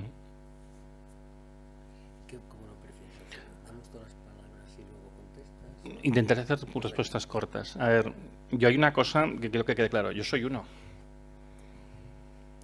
Yo ya vengo a hablar de un tema del que no se habla. Y entonces la primera cuestión siempre es de, bueno, ¿y esto que dice este fulano es verdad o no? Claro, ahora para mí es muy fácil. Yo llevo 12 años haciendo esto, ¿eh? Y antes no había pasado, ahora ya ha pasado. Y utilizo datos de organismos oficiales, consultoras reconocidas, etcétera, etcétera. Entonces ahora es mucho más fácil de hacer. Y fundamentalmente la parte que yo he hecho es la parte de diagnóstico. Y en particular, no nos olvidemos, aquí todavía, ahora, digamos, lo que hay la discusión importante ahora mismo sobre la mesa es el tema, vamos a hacer hidrógeno. Hidrógeno, a ver, cuidado. Alternativas, hay que hacer un trabajo muy intenso de la evaluación de las alternativas. Y a ver, yo no lo puedo hacer todo, porque además sería estúpido y arrogante por mi parte pensar que yo tengo la respuesta a todas las preguntas. Yo creo que bastante hago intentando plantear las preguntas, o algunas de las preguntas, o muchas de las preguntas. Yo veo algunas ideas de por dónde tiene que ir esto, pero yo sinceramente creo, ¿no tendría que haber gente trabajando sobre esto? ¿O es que tengo que hacerlo todo yo? Claro, entonces, y unas cosas que yo quiero abrir es, bueno, en particular, a mí me parece muy bien, hay gente que opina que soy un imbécil, cosa que, bueno, eso es evidente, eso yo no creo que haya que discutirlo mucho, y tal, y que todo lo que digo es basura. Bueno, no, vamos a discutir, vamos a contrastar los argumentos. Yo me estoy poniendo datos públicos, y además vemos lo que está pasando, es que está pasando curiosamente aquello que parecía que iba a pasar, ¿no? Qué coincidencia. Yo creo que primero hay que abrir un poco este debate, ¿no? Decir, bueno, a ver, vamos a poner los números seriamente, porque yo ya me he encontrado con gente que está defendiendo, pues eso, que si el coche eléctrico, que si el hidrógeno, que no sé qué, y bueno, empiezas a contrastar números y ves que esto no cuadra de ninguna de las maneras, ¿vale? Y si estamos de acuerdo con esto, porque ahora mismo, no nos engañemos, es que son las únicas alternativas que se plantean.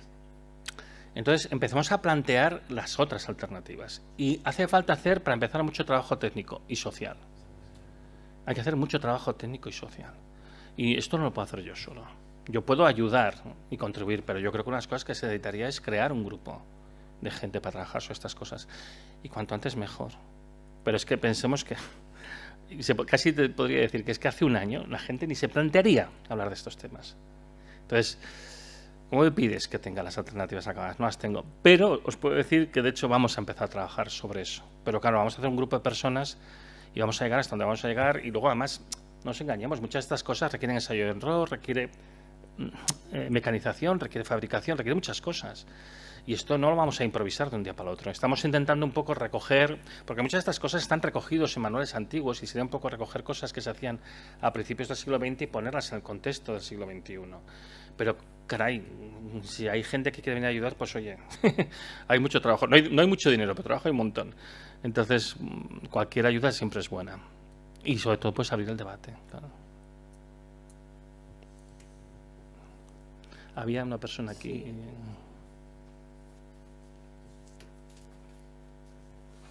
Pues antes que nada, pues felicitarte por tu aterradora conferencia. Es una poco frecuente combinación de rigurosidad con... no está entendido, ¿no? Tienes que repetir la pregunta porque si no se escucha por YouTube. Hola, ¿se escucha ahora? Sí, bueno, Sí. pues felicitaciones por su aterradora conferencia. Una extraña mezcla de rigurosidad con claridad y didáctica, ¿no? Pues mi pregunta va en el sentido de si tiene conocimiento de algún país, alguna región, alguna administración que esté implementando medidas en este sentido, y si es así, ¿cómo está reaccionando la población? Muchas gracias. Este es un tema que cada vez está saliendo más a la palestra. Entonces, yo, de nuestro entorno inmediato, destacaría lo que se está haciendo en el Reino Unido y lo que se está haciendo en Francia. En el Reino Unido, de una manera, bueno, discreta pero pública, se están ya tomando algunas medidas para adaptarse a los problemas que vienen. En particular, por ejemplo, el gobierno británico ha hecho un grupo de trabajo, pero de trabajo para hacer, no simplemente reunirse en una mesa, sino ir a hacer cosas concretas, para implantar de manera masiva en todo el país sistemas de agricultura que no necesiten fertilizantes, porque están viendo que tiene un problema muy gordo con los fertilizantes. De hecho, la planta de CF del Reino Unido acaba de cerrar definitivamente, con lo cual ellos ya saben perfectamente hacia dónde van, aparte de un gran problema de penuria y bueno, lo que la gente no come, ¿no? Lo que estamos comentando antes.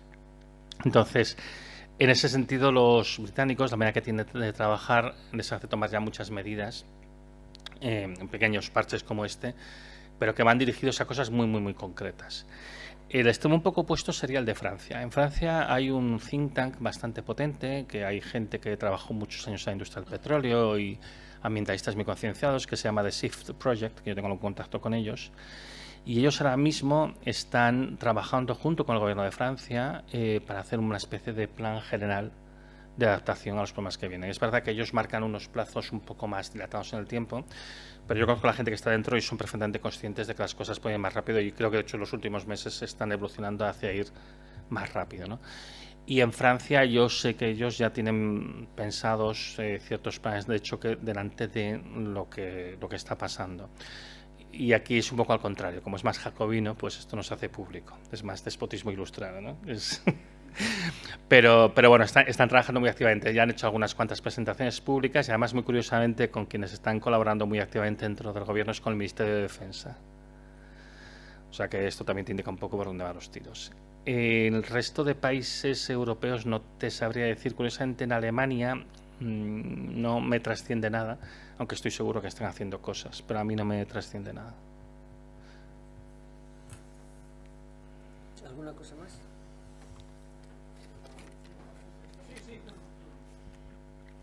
Las preguntas del chat. Ah, sí.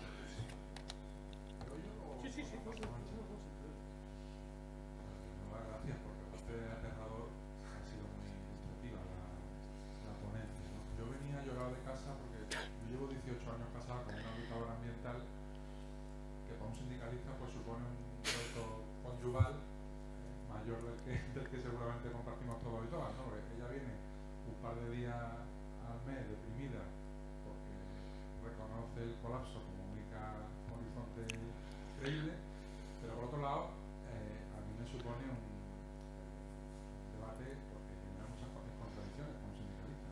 Claro, el sindicato forma parte de la lógica del crecentismo, por lo menos hasta ahora.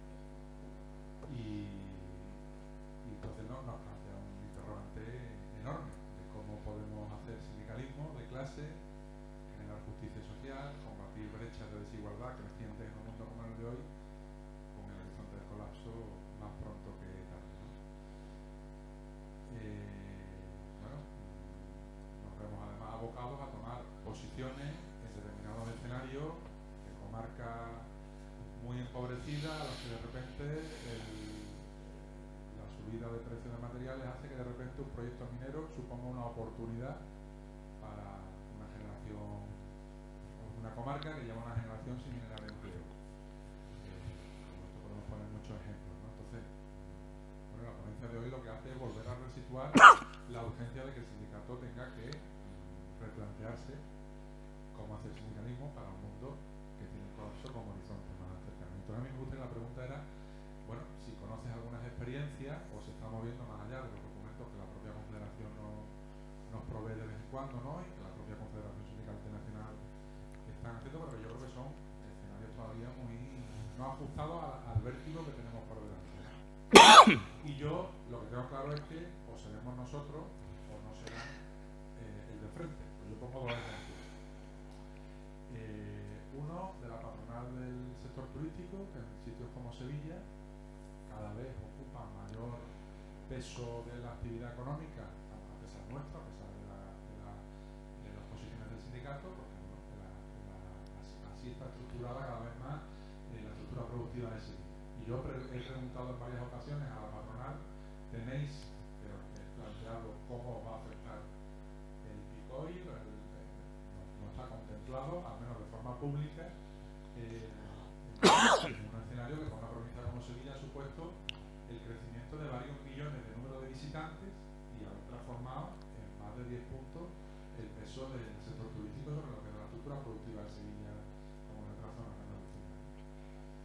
Y luego yo recuerdo hace ya unos 10 años, ha venido ahora Paco Carbonero y con él le acompañé a alguna planta fotovoltaica andaluza y visitamos algunas, ¿no? Y yo creo que visité, por lo menos en la provincia de Sevilla, todas las que en su momento eran de las mayores plantas fotovoltaicas. Yo tuve claro una cosa: había generación de empleo al principio, la separación del terreno tal cual, para un terreno que era, por supuesto, propiedad de un gran marquesado y gran terrateniente de la zona, pero que luego el aprovechamiento industrial en los componentes tecnológicos eran todos o de Euskadi o de Alemania, con lo cual aquí hay un incremento de brecha territorial porque hay territorios que al menos moderadamente han hecho los deberes o los vienen haciendo desde antes, ¿no?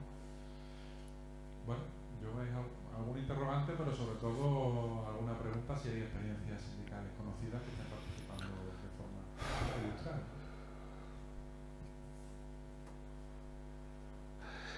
Sí que sé que me parece que era en Suecia que un sindicato de agricultores ha conseguido que se paren algunos proyectos de generación eólica precisamente porque consideran que hay que proteger la producción de alimentos. Este es el único ejemplo que a mí se me ocurre digamos, de este tipo de historias. No lo sé, porque además el problema es lo que tú dices, que decir, los sindicatos lógicamente están muy inmersos en la lógica del crecentismo porque es la lógica del industrialismo tal y como lo hemos entendido hasta ahora. Yo creo que una parte importante de la pedagogía es entender que puede haber otro tipo de industrialismo. Y esto no es sencillo porque estamos hablando de algo que ahora mismo no existe. Entonces, claro, hay que hacer primero esa transición de modelos. Una cosa que es bastante preocupante que has referido es el tema de... Perdona. Bueno, es el problema del aire acondicionado también. No, ya está. El nuevo extractivismo, ¿no? De repente en España nos hemos dado cuenta de que tenemos un montón de filones de muchos minerales y que los podemos aprovechar y demás. Bueno, si tú miras estos proyectos de minería y las reservas conocidas y demás, son cantidades ridículas en todos los proyectos. Son cantidades ridículas. Si se plantea esto hacerlo ahora es porque la empresa pretende dar un pelotazo especulativo la mayor parte de las veces, pero eso no es exento de que va a producir un daño ambiental muy importante, aparte de, bueno, lo de siempre, la decepción y frustración de las expectativas de la gente joven que dice vamos a encontrar un trabajo y demás, y luego se van a encontrar que a lo mejor no lo encuentran, o lo encuentran durante unos meses, o luego la empresa pues vende la licencia de explotación a otra empresa, dando el pelotazo, pero luego el mercado se desmorona porque, por ejemplo, algunas preguntas que he visto en el chat es, ¿tú ves que el litro de diésel va a llegar a los 3 euros? Digo, sí que puede llegar. Sí que puede llegar. Yo esto me parecía difícil antes, pero en el contexto actual que vamos a tener es posible que acabe llegando, pero en todo caso eso no van a ser precios permanentes. En un momento dado se van a hundir y se van a hundir por una razón muy sencilla, porque se va a hundir la demanda, porque vamos a entrar en tal recesión que en general el consumo de todo va a disminuir y en particular el movimiento de personas y de materiales y por tanto va a caer la demanda de diésel y por tanto va a caer el precio. Pero cuando caiga será por malas razones, será porque estaremos realmente hundidos en una situación de crisis económica muy fuerte. Entonces, que esto es uno de los problemas que genera la nueva situación, que vamos a vivir momentos de gran volatilidad, precios muy altos en un momento dado, precios muy bajos en otro, y eso va a hacer que todos los proyectos extractivistas tampoco van a ser viables económicamente. Y también esto, por ejemplo, la industria del petróleo lo tiene clarísimo, y por eso ellos no me están desinvirtiendo. No se fían de que el escenario actual de precios del petróleo sea muy elevados, porque saben que eso no va a durar, porque han entendido bien la economía que está detrás.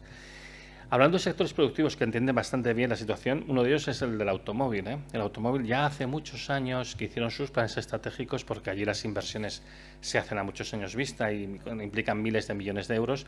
Y ellos, porque una vez, bueno, una persona, un ingeniero que trabajaba para el sector del automóvil precisamente, escribió en mi blog hace años ya un post que era sobre esto, y los planes estratégicos que ellos tenían era el escenario de referencia, hacemos una transición al coche eléctrico masivo, pero tenía un escenario B, que no era el que más deseaban, pero que lo veían posible, el de que había un decrecimiento brutal de todo el sector, y que habla de reducciones del 95%. Y esto es algo que ellos lo contemplan porque saben perfectamente que puede pasar. Y yo creo que este escenario B es el que se está cada vez tomando más carta de naturaleza como escenario A. Entonces, a nivel de grandes inversores, por ejemplo, Petrolera Repsol sabe perfectamente lo que está haciendo. Repsol sabe perfectamente lo que está haciendo. En la refinería de Tarragona han puesto un módulo de fabricación de bioplásticos.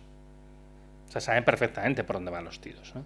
Entonces, esto realmente sobre todo se afecta a lo que son las empresas medianas y pequeñas. Las muy grandes tienen muy claro por dónde vamos. No te lo van a decir abiertamente, pero tienen muy claro hacia dónde vamos. En el sector turístico, lógicamente, no pueden tener planes para el Picoil, porque no hay sector turístico después del Picoil. Y esto, por desgracia, lo podemos ver este mismo año, ¿eh? Si empiezan a cansarse muchos vuelos, si empezamos a tener problemas de razonamiento de combustible, va a tener un efecto directo sobre el turismo. Entonces, el turismo post-peak oil, o cuando ya los efectos del descenso energético sean muy evidentes, va a ser de una dimensión muy diferente y además orientado a un sector socioeconómico muy diferente. O sea, el turismo de masas tiene los días contados. Igual que la automoción privada de masas.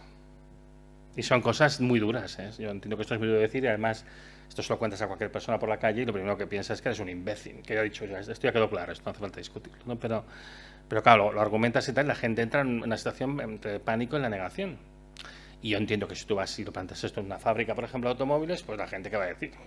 Es que sois unos desgraciados.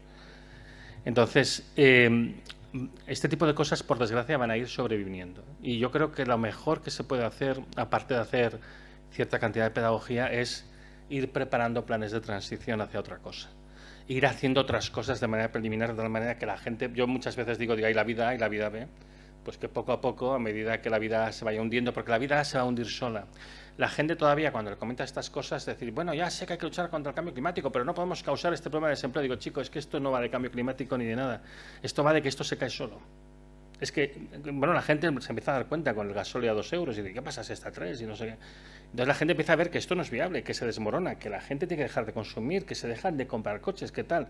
Entonces, bueno, pues como no va a haber manera de razonar en el sentido, oye, mejor lo hagamos de una manera tranquila, ordenada, organizada, la que tal, pues empezar a montar cosas y a medida que esto se vaya desmoronando más, pues ir inflando más aquello. Pero es difícil, porque el riesgo de un colapso siempre existe. Yo no soy, digamos, muy colapsista, yo no creo en un colapso rápido. Bueno, no creía hasta este año que se pudiera producir un colapso rápido. Ahora empieza a ver que hay una cierta posibilidad de un colapso rápido, por desgracia. Yo ahora lo veo posible. Creo que ahora mismo depende de 3 o 4 malas decisiones de personas importantes. Y bueno, como no están los mejores allí, pues pueden darse.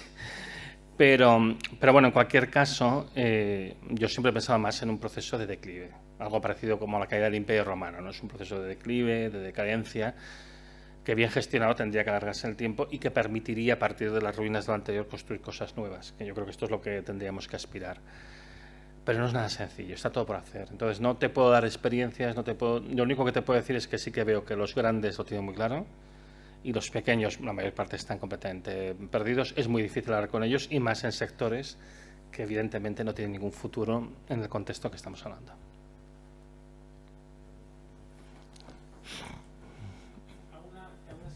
Tengo una serie de preguntas del chat, casi bastante.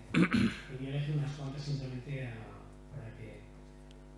Porque hay muchas, ¿no? Por ejemplo, dice: Turiel, me llamó la atención una afirmación que hiciste: debemos crear empleo sin hacer crecer el PIB.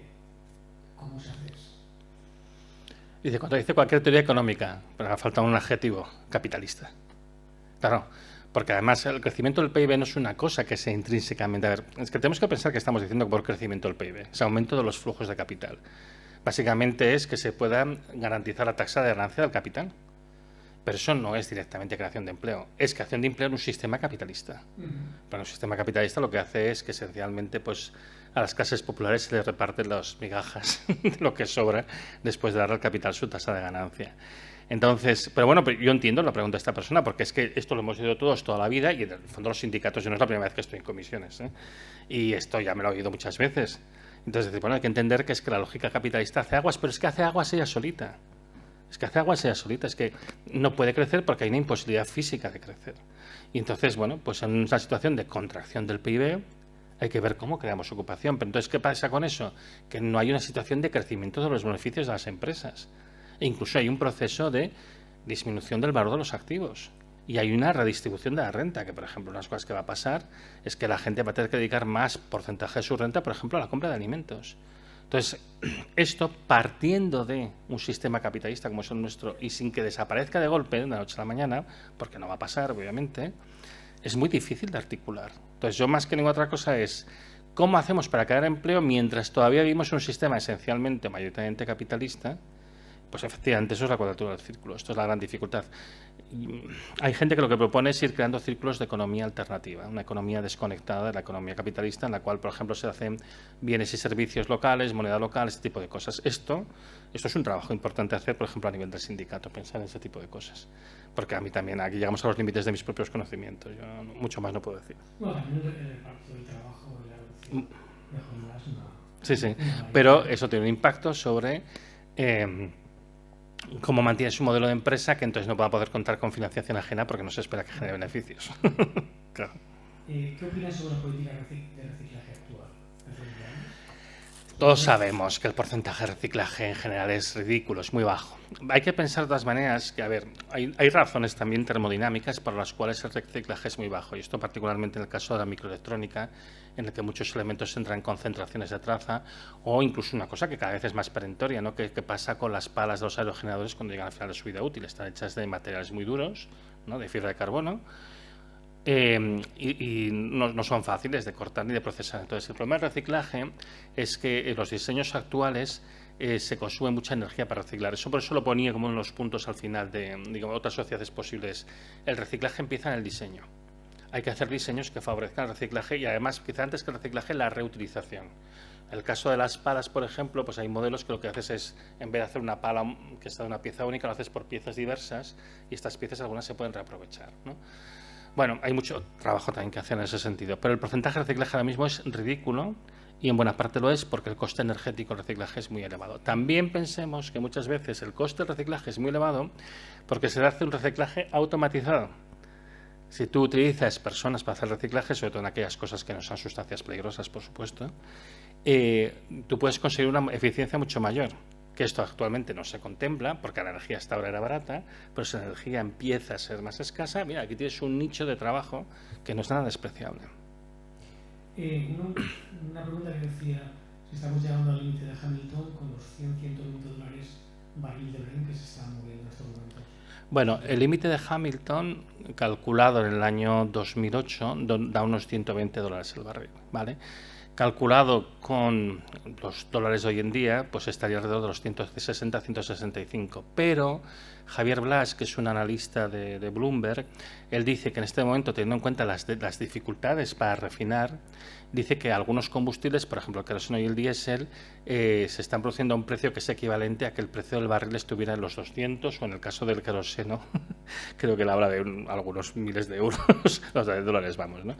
Entonces, ahora mismo sería muy difícil, habría que volver al trabajo original de Hamilton, porque Hamilton hace un desglose de los usos finales de la energía, es decir, él realmente va a los combustibles. Entonces, teniendo en cuenta la estructura actual de refinado, se tendría que ver exactamente cómo impacta cada una de las cosas y además va a ser diferente en las economías más dieselizadas que la nuestra. Yo creo que actualmente los valores actuales de los costes de los combustibles están por encima del límite de Hamilton. En España de momento no lo estamos notando porque ha habido una inyección masiva de dinero con los fondos Next Generation que han generado cierta cantidad de actividad, pero bueno, ya se está empezando a ver que vamos a un proceso de recesión muy fuerte. De hecho, no sé si en Wall Street hoy la ha abierto en rojo. Bueno, pues ahora estamos en medio del Big Short ahora mismo. Es un short total. La gente está vendiendo a saco porque ya saben que esto se va al carajo. Con perdón. Entonces yo diría que sí. Una pregunta que me parece interesante. ¿Te recomendarías migrar a núcleos urbanos menores? Yo ahora convertiría como solo el problema de la España vaciada solo es posible remediarlo bajo una perspectiva diferente de desarrollo. A ver, hay un problema que va a ser evidente y es en una situación de escasez de recursos energéticos y alimentarios, el modelo agroindustrial que tenemos seguramente no se puede mantener. Entonces, yo creo que una de las cosas que va a pasar es que va a aumentar la población activa ocupada en el sector agropecuario, el sector primario en general, ¿vale? No digo, como a veces dice alguna gente, que va a ser el 20 el 30% de la población activa, quizá no es necesario, porque además yo creo que también una de las ideas es intentar mantener un nivel adecuado de mecanización. Históricamente el trabajo en el campo ha sido un trabajo físicamente muy exigente. Yo creo que es importante mantener la mecanización. De hecho, para mí se le tendría que dar prioridad a eso y a otras cosillas, pero esto en particular. Pero sí que veo un escenario en el que haya un aumento de la población activa ocupada en el sector agrícola, pero también razón de más para preservarlo. Y más delante, por ejemplo, de todos estos proyectos muy agresivos de implantación de sistemas renovables de eléctrica industrial que, como digo, muchas veces no van a servir realmente para nada. Un país que ya está saturado eléctricamente y que tiene problemas realmente, aparte del otro problema de integrar tanta renovable en la red eléctrica y no generar inestabilidad, ¿no? que es un problema bastante serio. Con lo cual, bueno, yo no es que recomiende a la gente que se vaya de las ciudades, pero sí que recomiendo a la gente que tenga agilidad y flexibilidad a la hora de ver su futuro profesional. Y en algunos casos puede pasar por dedicarse al sector primario. Lo que pasa es que hoy en día el sector primario, mi suegro es payés, y el sector primario está machacado porque además es una de las cosas que es terrible. El otro día estuve en una mesa redonda con el presidente de la asociación ¿cómo se dice? La asociación de payeses de allá, de Cataluña, ¿vale? Y la Unión de Payesos. Y claro, hablábamos de las dificultades que tiene el sector y claro, uno de los problemas gordos que tiene ahora mismo es que con estos costes del combustible, el modelo de mecanización pues no es viable y encima ¿qué pasa? Que las grandes distribuidoras fijan los precios. Y además, y a esto le llaman libre mercado. A mí me hace mucha gracia eso. Digo, bueno, a lo mejor ha llegado el momento de que los precios se fijen en el origen. Pero claro, si los precios se fijan en el origen, se transmiten por todo el sector, por toda la cadena de precios, y esto va a implicar que la gente va a tener que pagar más por los alimentos, con lo cual a lo mejor no se pueden cambiar de iPhone, pero es que a lo mejor es lo que hay que hacer. Entonces, claro, esto es un debate muy amplio, muy profundo, pero intentar mantener lo otro es destruir a los campesinos, es destruir a los agricultores. No puede ser, no puede ser. Y claro, son debates urgentes, porque en vez de una crisis alimentaria... A ver, si hay una cosa, yo digo, España no va a sufrir escasez de alimentos, pero no va a sufrir escasez de alimentos mientras el mundo respete al euro como moneda fuerte. Europa no tiene reservas suficientes de cereales, va a tener que comprarlos fuera. Si en algún momento, por la razón que sea, el mundo deja de confiar en nuestros papelitos de colores, que son papelitos de colores, que es lo que son, a lo mejor no vamos a tener alimentos. Además, es un país que realmente tiene potencial para producir suficiente alimento para su población, ¿no? Entonces, hay muchas reflexiones que hay que hacer aquí, porque esto, la tortilla se puede girar de un día para el siguiente, ¿eh? O sea, en una situación de pánico mundial, esto puede revertirse muy rápidamente. Entonces, yo sinceramente veo demasiada autocomplacencia delante de una situación que me parece extraordinariamente peligrosa, y yo creo que delante de un riesgo lo que tienes que hacer es prevenirlo. Yo no sé cómo decirte, yo no pondría a mis hijos delante de un lanzallamas que a lo mejor funciona, a lo mejor no. Yo no me voy a arriesgar. Yo empezaría a tomar medidas pues para quitar este tipo de problemas del camino. Sí recomendaría, yo lo que recomiendo a la gente es que tenga flexibilidad, porque va a ser un entorno complicado. Y después termino una pregunta ya la primera, y que no se ha podido antes de empezar. Dice, ¿por qué no se organiza una respuesta política a esta crisis? Yo supongo que será por aquello del elitismo de la izquierda, ¿cómo está la cosa? Ay, esto tendríais que decírmelo vosotros. A ver, no, en serio, porque yo solo soy un técnico, entonces yo puedo tener mis propias opiniones y mis propias ideas. Yo veo una cosa que es clara, y lo he dicho en la charla, es hablar de limitación de acceso a los recursos inevitablemente invita a un debate sobre el reparto de los recursos. Y además invita a decir, oye, no vamos a poder mantener un sistema de crecimiento infinito, no podemos confiar a que, pues eso, el crecimiento económico permita repartir las migajas entre los trabajadores y las clases asalariadas. Entonces abre un debate que no se quiere abrir. Entonces por eso mismo hasta ahora no se ha abierto. Pero no es que no se haya abierto, es que ha sido un no tema, era una cosa de la que no se hablaba. Y yo incluso ahora, pues cuando voy a los medios, hablo de estas cosas, las preguntas son muy sectorializadas y yo, bueno, pues intento hacer un poco mi papel de hacer un poquito de pedagogía, entonces yo voy diciendo, voy soltando ¿y por qué el gas de Ucrania no sé qué, no sé cuánto? Yo digo, sí, el gas de Ucrania no sé qué tal. Yo, claro, como nos estamos quedando sin gas, placa. Y voy metiendo falcas, voy metiendo ahí hachazos y tal, para que poco a poco, bueno, pues se pueda ir hablando de otras cosas, ¿no? Pero bueno, yo creo que, a ver, uno de los problemas grandes que hay en general con todo, el capitalismo es un sistema muy pervasivo y además hay que tener en cuenta una cosa, el capitalismo no solamente es un sistema socioeconómico, no solo es un sistema económico, es un sistema socioeconómico, pero no solo es un sistema socioeconómico, es un sistema cultural. Entonces, el problema es que el capitalismo invade todas las esferas, al final, de las relaciones entre las personas, hasta el extremo de que realmente es un conjunto cultural. Todos sabemos que no es de buen tono criticar al capitalismo. Puedes criticarlo un poquito, pero cuando pasas a un cierto punto, la gente te mira como un friki. No se liga mucho cagándose el capitalismo, ¿vale? Esto ya todos lo sabemos. Y esto forma parte de los tabúes. Hay una serie de tabúes que no se pueden... Entonces, hay cosas que son de mal tono, es como decir una blasfemia. Es como decir un taco, ¿no? Decir, madre mía, ¿qué estás diciendo? Y tal. Entonces, hay que superar esta barrera cultural, conceptual.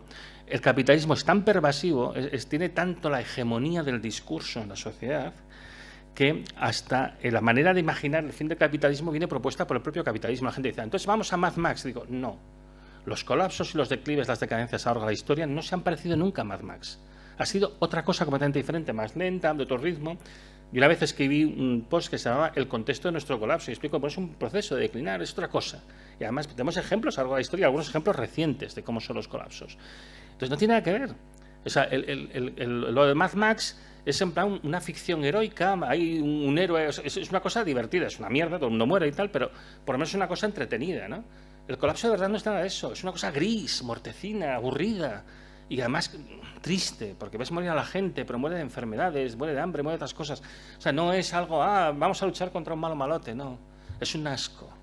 El colapso es un asco, es otra cosa completamente diferente, pero es tan fuerte la hegemonía cultural del capitalismo que no somos capaces de concebir ni siquiera un colapso en condiciones que además muchas veces solo que requeriría mirar la historia. Es que uno de los grandes daños, ya tiene narices que yo, que soy de ciencias puras, diga esto, no puede ser que se haya arrinconado de la manera que se ha arrinconado la historia, ¿no? Porque al final pasa lo que decía Ortega y Gasset, ¿no? Que el pueblo que ignora su historia está condenado a repetirla.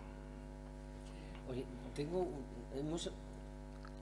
hemos acabado con las preguntas que nos llegaban a través del chat. Tenía una petición de palabra y yo os iba a pedir si lo dejábamos ya aquí, que habíamos acotado un poco los tiempos. Gracias.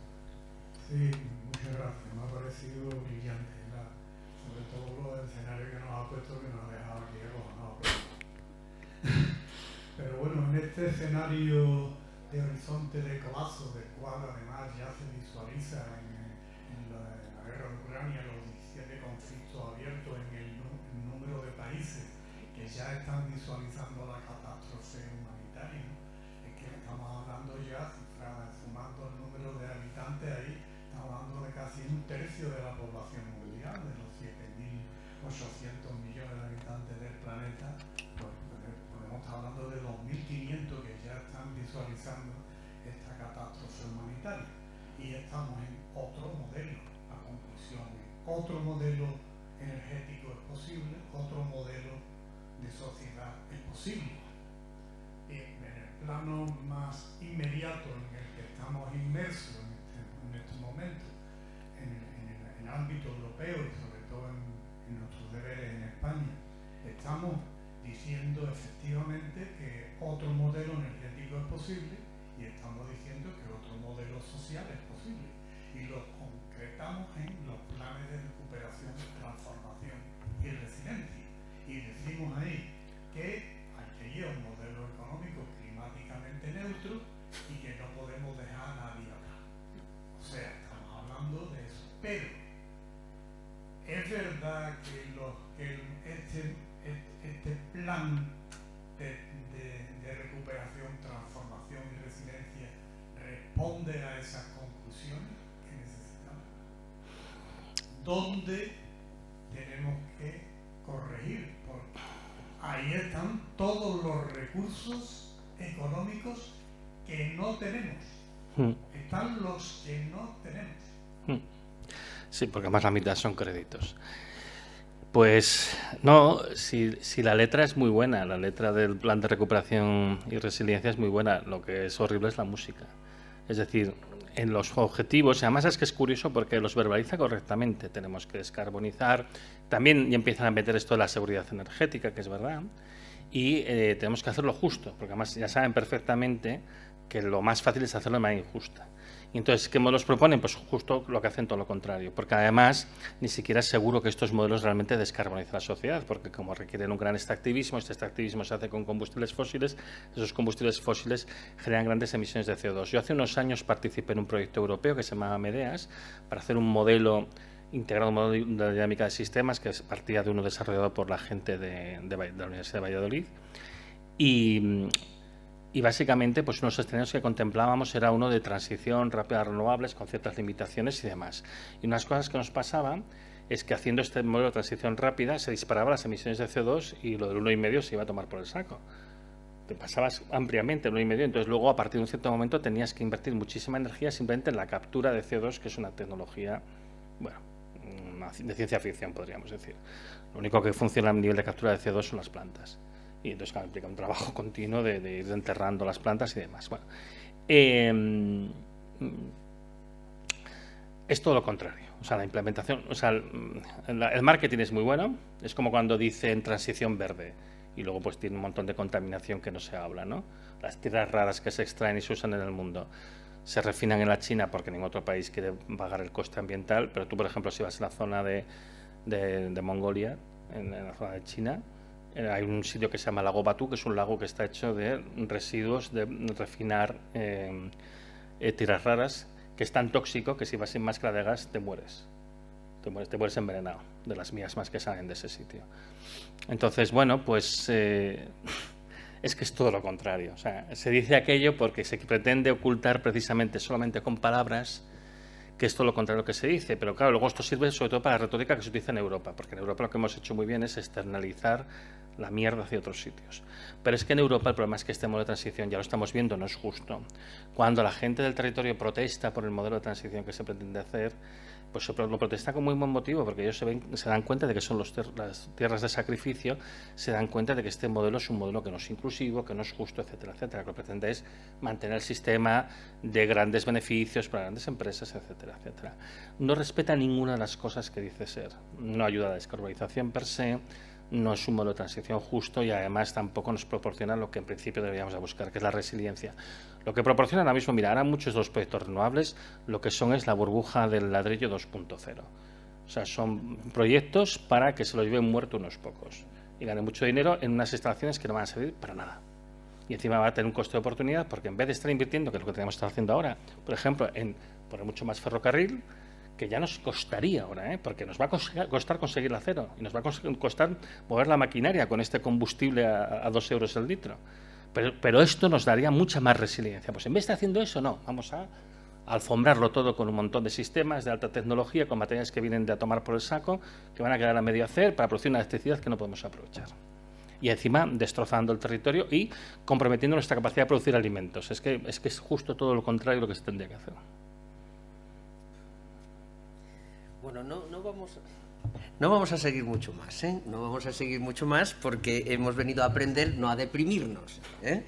Entonces, le vamos a agradecer mucho a Antonio Turiel su extraordinaria conferencia y le vamos a agradecer porque ha tenido la virtud de lo que buscamos, ¿no? Es decir, que es salir de los lugares comunes y bucear en profundidad sobre los temas. Otra cosa es que lo que nos cuenten nos guste más o nos guste menos, que eso es otro cantar, ¿no? En cualquier caso, lo que sí que es seguro es que no ha habido nadie de los presentes y de los que hayan podido seguirlo a través del streaming que se haya quedado indiferente a la conferencia. Con lo cual, yo personalmente reitero el agradecimiento por parte de la Fundación 1 de Mayo, pero me atrevo a decir que también por parte de la Fundación de Estudios Sindicales y Cooperación y de la Organización de Andalucía. Muchas gracias a todos y a todas. Muchas gracias, Antonio, y hasta la próxima.